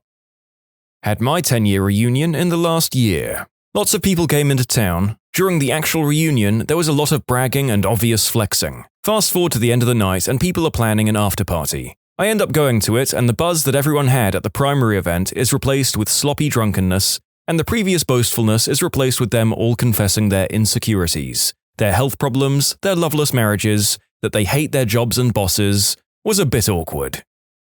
In my high school, they used some of the class reps as volunteers in order to organize this 10-year meeting. My at-that-time classmaster told me that a super good-looking woman, she was 29 back then, I was 17, and damn, she was top 3 women I've ever seen in my life, was one of the dirtiest students she had ever had. She would not shower for days, and at some point she was out of school for a week or so because she got a really bad infection from her period and a lack of showers. Also, one of the smartest guys from that generation, who went to veterinary school, was convicted for selling some sort of animal tranquilizers to people, and used some on himself. He seemed super normal, but when he spoke to you, you could tell that there were some clicks in his brain that were not connecting at all. Losing the idea in the middle of the sentence, couldn't keep the voice at the same tone for more than 10 seconds, going from whispering to shouting and stuff like that. Not a teacher, but I went to my 20th about 5 years ago. The woman organizing the event was in my class since 3rd grade and was always bright, intelligent, charming, and pretty. She was very active in high school and by all counts had a very bright future. Speaking to her at the reunion, it seemed that had happened for her. We talked about her self-help and life coaching company and how they're growing and doing great. I asked her to send me more information when I got home, which is on the other side of the country. I got an email from her introducing me to her West Coast partner, whose email was from the URL esplosangeles.com, which I thought sounded very contrary to what I was expecting. A quick look at their website had me immediately worried, and a short Google later I saw that they are an offshoot of the NXIVM cult that has been all over the news. The woman I was talking to that I knew since age 8 was Lauren Salzman, who just this week pled guilty to holding 2 trafficked victims who were subjected to the unspeakable act, locked in a room for 2 years. She was trying to recruit me and basically everyone at the reunion into NXIVM. I noped right out of the email conversation and have been watching everything unfold for the last 5 years. They're all looking at some serious jail time now. Wow, I can imagine some crazy stuff having happened in people's busy decades since school, but leading a cult branch and trafficking people wouldn't have been on my bingo card. Used to have this one kid in my art class in senior high who treated it like one of those easy-to-pass classes. He was a big guy, much bigger than the other students, and he had used his size and strength to bully other kids. The smaller ones, he was a little B-word underneath it all. He would draw guns and crosses in his art book with pseudo-gangster sayings like, "Live by the gun, die by the gun," and "F the police." You get the idea. Come reunion time, which was some 5 years later, he's found a girl who really reined him in, and kind of like a hunter taming a wolf, turned him into a really good man. They had a baby boy and he's a responsible father and does yoga on the rocks by the beach. Complete 180. I do think he was a good guy underneath it all, he just needed direction from someone who could break down his walls. Teacher here. You see defense mechanisms like these all the time in kids who have been destroyed by someone they trusted. Or they've been bullied and they're trying to scare people away before they have the chance to hurt them. Or sometimes the kid is just a psychopath. That happens, but more rarely. One of the best parts about being a teacher is when you actually get a defense mechanism kid to trust you, and others, so they stop being so freaking scary all the time. I was the girl version of this. Angry, self-harm, scary drawings, and poems all over my books. I would light up in front of teachers just to get reactions, and finished with a 0.5 GPA. 0.5. I was institutionalized twice. All it actually took was putting me into a supportive, unconditional environment. Now I'm working on my master's and learning a lot of skills I never realized I was missing. The only part that hurts is knowing the time I lost being in a toxic environment as a kid through high school. I hope my teachers from then know I'm doing okay.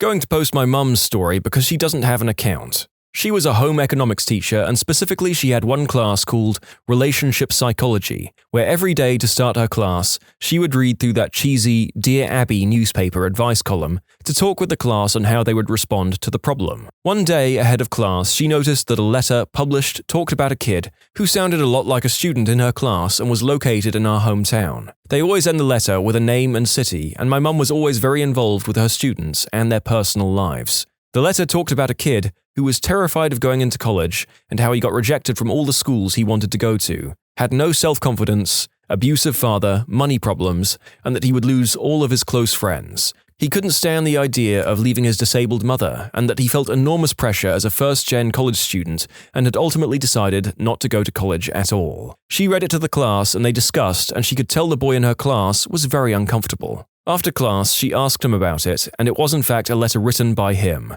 He never thought it would get published and responded to by the Dear Abby column and was super embarrassed. He, like other students, never even knew what the Dear Abby column was until they took her class. Afterwards, she talked through everything with him and talked with his mother and evaluated his options on how to best approach college. She taught him finances, loans, scholarship options, his mum's condition, and everything, and got him into a place where he could feel better about his future. 4 years later, the kid ended up being the speaker at his college graduation of over 7,000 kids, met his wife at college, all his groomsmen, and got a killer job through his career fair on campus before graduating. She flew out and attended as he invited her. Was always blown away by that. Like many others, I'm not a teacher, but a 35-year-old. I went to a high school in Venezuela. I left the country when I was 17 and never saw any of them until what you might call a virtual reunion on Facebook a few years ago. The reason I got to even know they had a group? The guy everyone knew bullied me was shot and killed by his best friend at the time. Apparently, he kept being a nasty piece of work after graduating, and this was the end result. Besides that, most of my classmates moved from the country due to the crisis. Those who stayed are having a bad time. Like everyone else in the country. It is weird seeing them in Facebook in random countries and doing things that I would never have expected from them as a teen. One is a cook in Sweden, one is an MMA fighter in California, one is an accountant in Australia, plenty have middle-class lives in other South American countries. Simply interesting. A student of mine went through a really tough time. His dad was actually convicted of attempted murder on his mother during his time at school, which sent the mum into a sort of apathetic depression. I walked him to the trial and I testified. I was in close contact with his therapist and social services. He's now a year from taking his master's in software engineering and he has a baby on his way. He's really happy now, and his wife is the sweetest you'll ever meet. He told me that I was his role model for parenting. Made me cry. Like ugly, snot, can't breathe crying. I wish him all the luck in the world. He's going to be a great dad. People who ran into the weird kid from school years later, how did he or she turn out? My friend's dad told him about the weird classmate he had. Nobody really took him seriously. When they were in their last grades, that kid decided that right after school, he'll be growing fun guy instead of studying. Everyone laughed at him. And guess what? Right now, he owns probably the largest organic farm business both in the country and most likely in the whole region. Sounds like a pretty fun guy.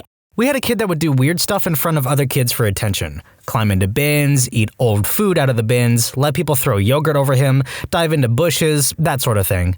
Otherwise, he seemed mostly harmless.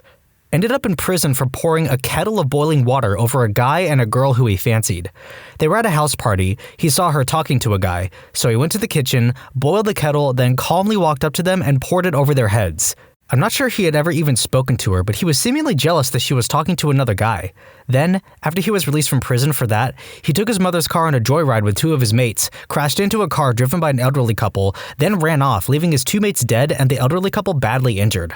I think he's still in prison for that. Not quite as bad, but we had another weird kid who would talk to no one and would spend all day drawing graffiti in a sketchbook, which he guarded with his life. Not good graffiti, he just kept drawing his tag in different fonts. I think it was ASPECT, or some other badly spelt word. If he spoke, it was usually just to tell people how great he thought Banksy was. He ended up spraying his tag all over our small and otherwise graffiti-free English town, and was immediately arrested after his old teachers recognized it. I think the sketchbook was used as evidence. He was then arrested a second time for spraying his tag on the side of the courthouse in front of half a dozen CCTV cameras. I bumped into him a year or so back, and now he works for a charity which runs a kids club in the next town over. He teaches kids how to skate and BMX, as well as running street art classes where they legally decorate the skate park with graffiti. I wouldn't say I ran into him, but I occasionally drive past the penny kid walking around slumped in a leather jacket and greasy hair on a hot summer day. I really have no idea what he's doing with his life, but he still seems pretty weird. Back in high school, he was always collecting change that he'd find on the ground, and I found out later he actually saved up $500 or so and donated it to charity. I thought a lot differently about him once I found out. Didn't run into him, but randomly saw a TED Talk he gave on YouTube. He's a physicist now, and has been lobbying the government to increase funding for science education in order to ensure future generations can continue the fight against climate change. He's a way better person than I became. One kid like that died in a car accident senior year. Everyone then pretended they were his best friend and that they were so sad, etc., etc., etc. These people basically tortured this kid. Their reactions were disgustingly fake. I never realized how many phony monsters I knew until that happened. Luckily, I never had to see those people again soon after. She was actually doing really well. I almost didn't recognize her because she looked so much different. She joined the military, so was cleaned up, in better shape, etc., and seemed like she was happy. Sadly, she died in a car accident a year or so later. Girl in high school used to be really to herself. Super into anime, just assumed she was shy, so I'd make a point to have small chats with her every day. Until one day she said her pillow wasn't screwing her right.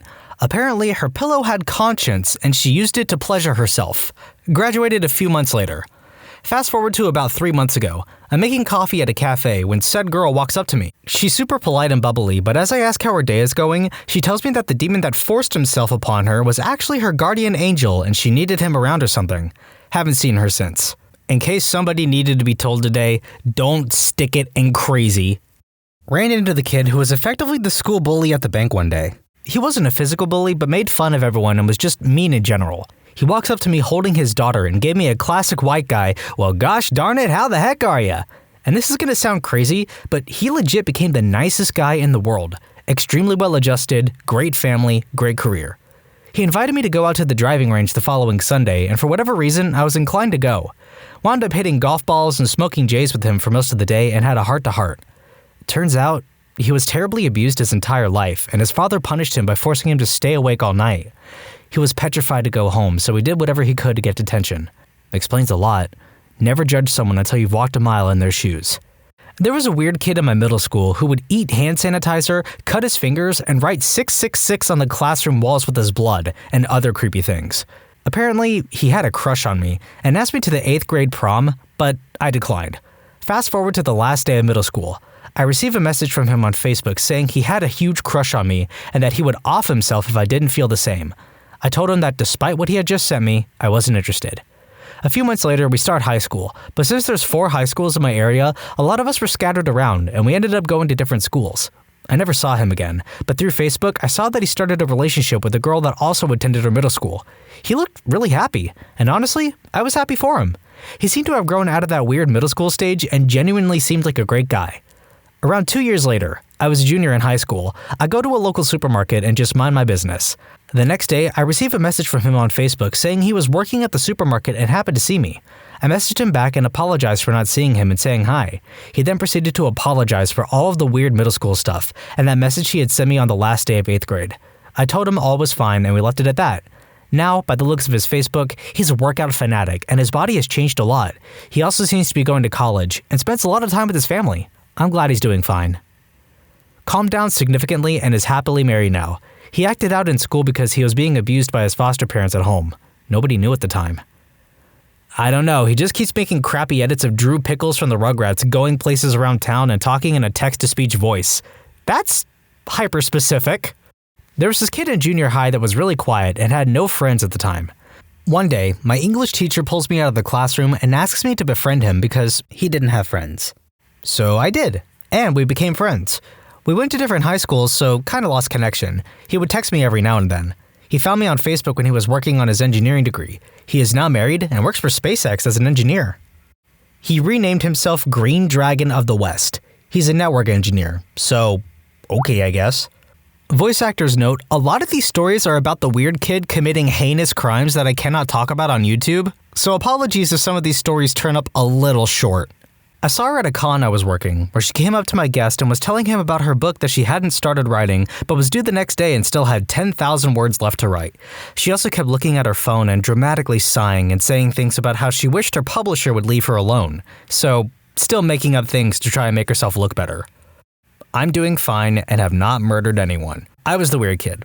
Mom was never really around, no father figure. We lived in a half-renovated house with animal feces through it because my mom kept her dogs indoors 24/7. We were also extremely broke. Like, Mom would go hungry to feed my sister and I. My mother, on reflection, was mentally unwell due to the depression of losing her mom 2 years prior. She still hasn't recovered to this day. I realized years later my clothes probably smell like animal feces all the time. I had very few friends in high school. I ended up getting into drugs at 13 to escape from my crappy life, plus I had no boundaries or restrictions from my parental figures. I also lived on my PlayStation and Game Boy due to not having any friends to actually spend time with, making me socially inept. Both my sister and I were eventually uplifted by welfare services, and I ended up in a boys' home for 3 years, where I finally got the boundaries and basic care I needed. I had a great social worker who worked hard to set me up with a positive future despite my circumstances. I slowly gained social skills and realized I could have a normal life. After leaving school, I realized I had a strong work ethic that led me to work up to holding management positions in basically every business I've worked in since my early 20s. It also got me through university doing a Bachelor of Social Work. Now, I'm a social worker, supporting young adults to change the direction of their lives and to have a life they could be proud of.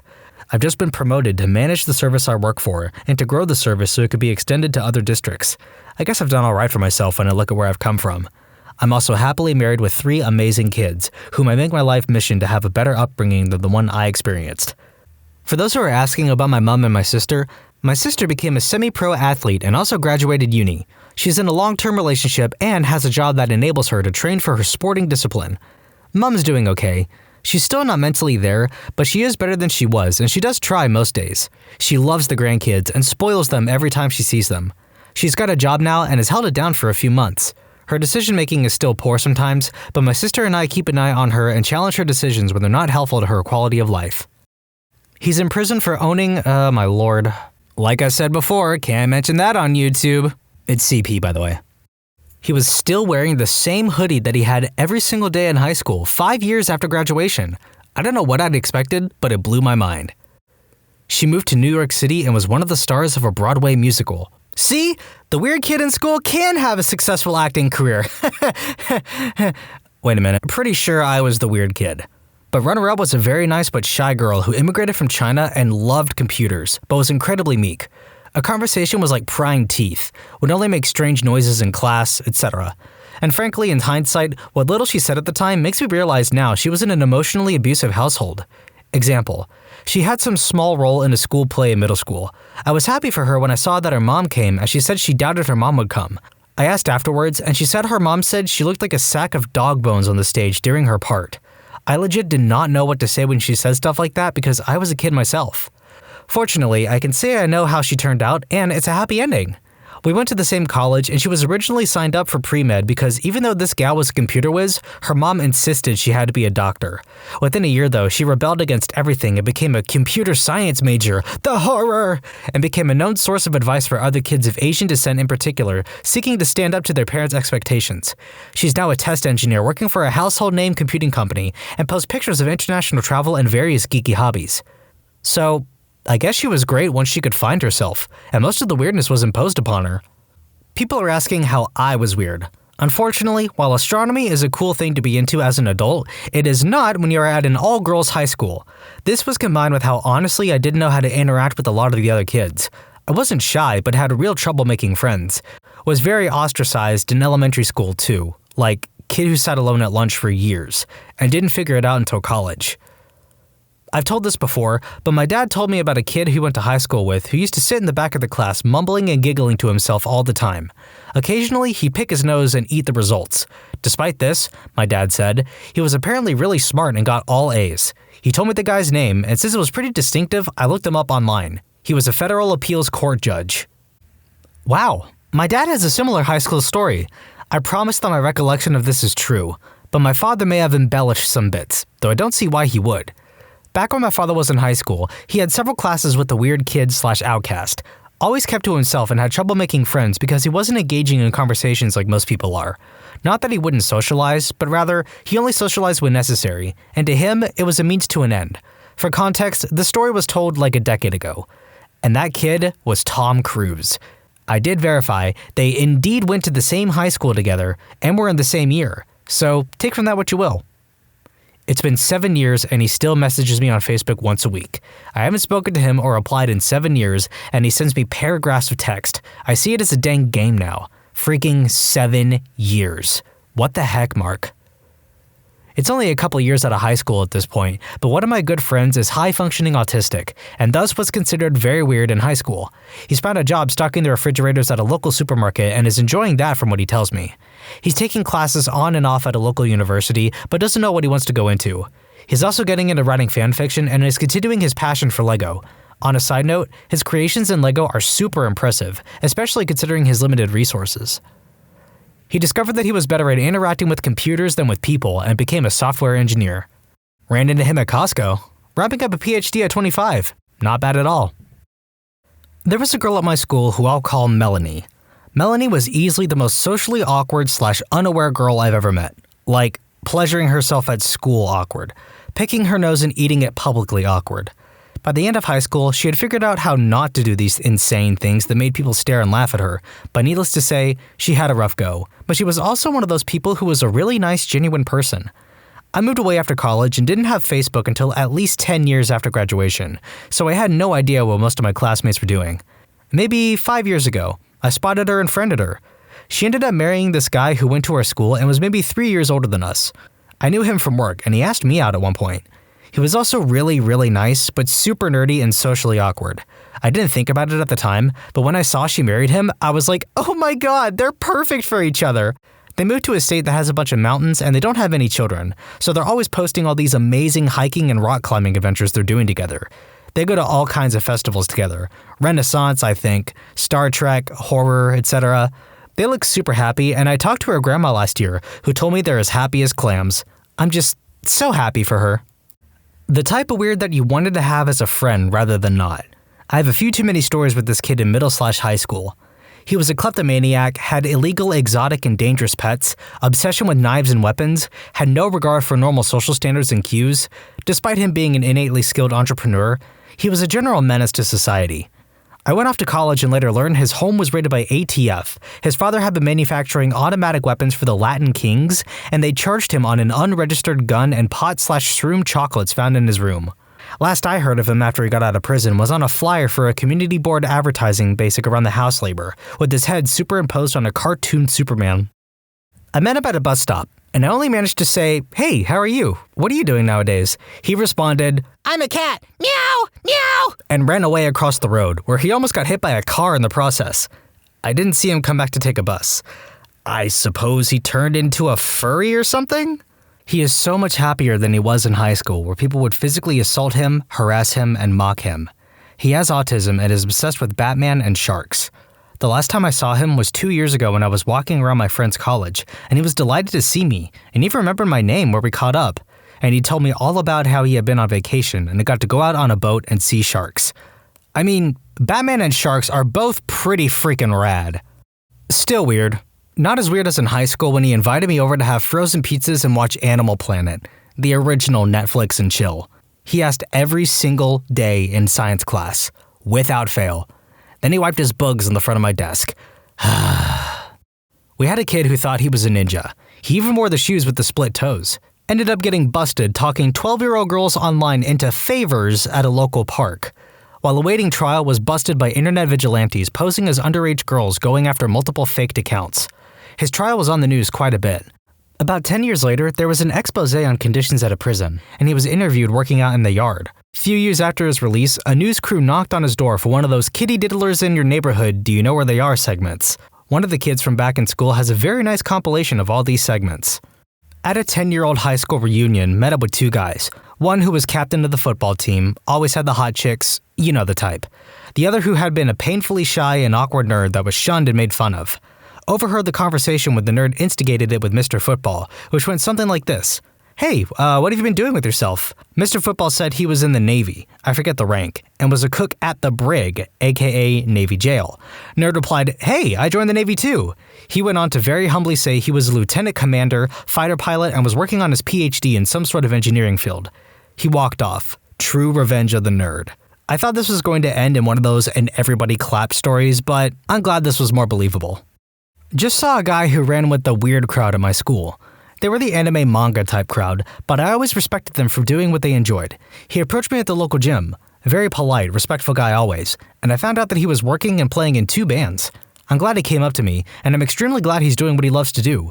Let people do what they do, as they'll probably let you do what you love to as well. He's still my friend, still weird, just a bit more mature. I think he'll be single forever though.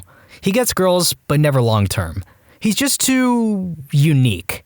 It will have to be a very certain person. Those words are doing a lot of heavy lifting there. I'm not sure you trust that kid at all. Weird, but always mad and very strong.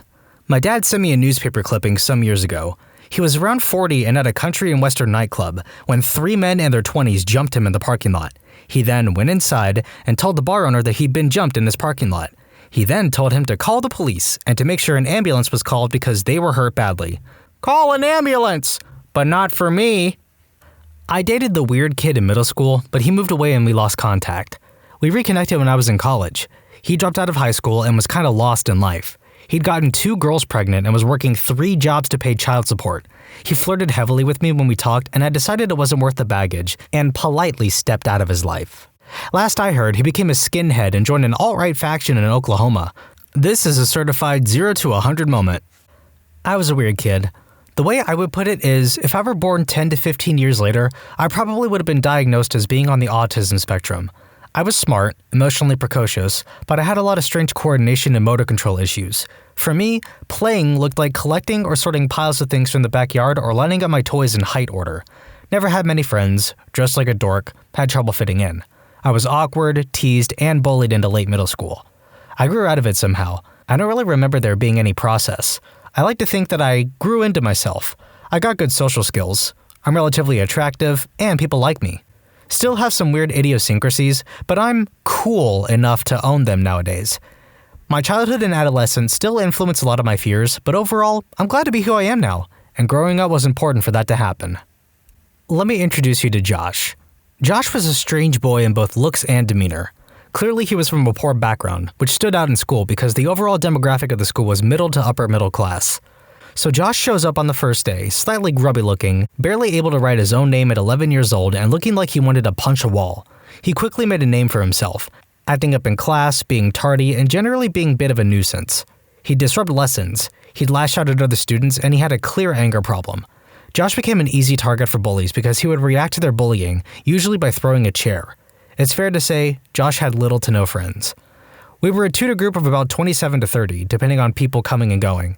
Not a particularly tight-knit, but we had bonded over a couple things. A girl who'd had a brush with death was our tutor. One of our tutors left partway through the year. By year 9, we, for the most part, began to tolerate Josh. Josh, as a result, became more trusting and calmed down. He still had a heck of a temper and he was still an easy target, but he began to try and socialize a bit more. One day, it was a rainy lunchtime, and he came and sat with a group of us, all from the same tutor group. We asked him how he was, and he disclosed to us that his mom's new boyfriend had been showing him homosexual adult images. We, of course, being 13 to 14, didn't really know what to say or how to react, but there was a resounding consensus that that was not normal. He'd hinted at a very, very unhappy home life before. In hindsight, I don't know why any of the teachers didn't pick up on it when things he had mentioned were such a safeguarding risk. The more and more Josh disclosed, more of how miserable his home life was, how abused he was, the more respect we had for him. He didn't know anything other than violence. He had never been shown love or respect.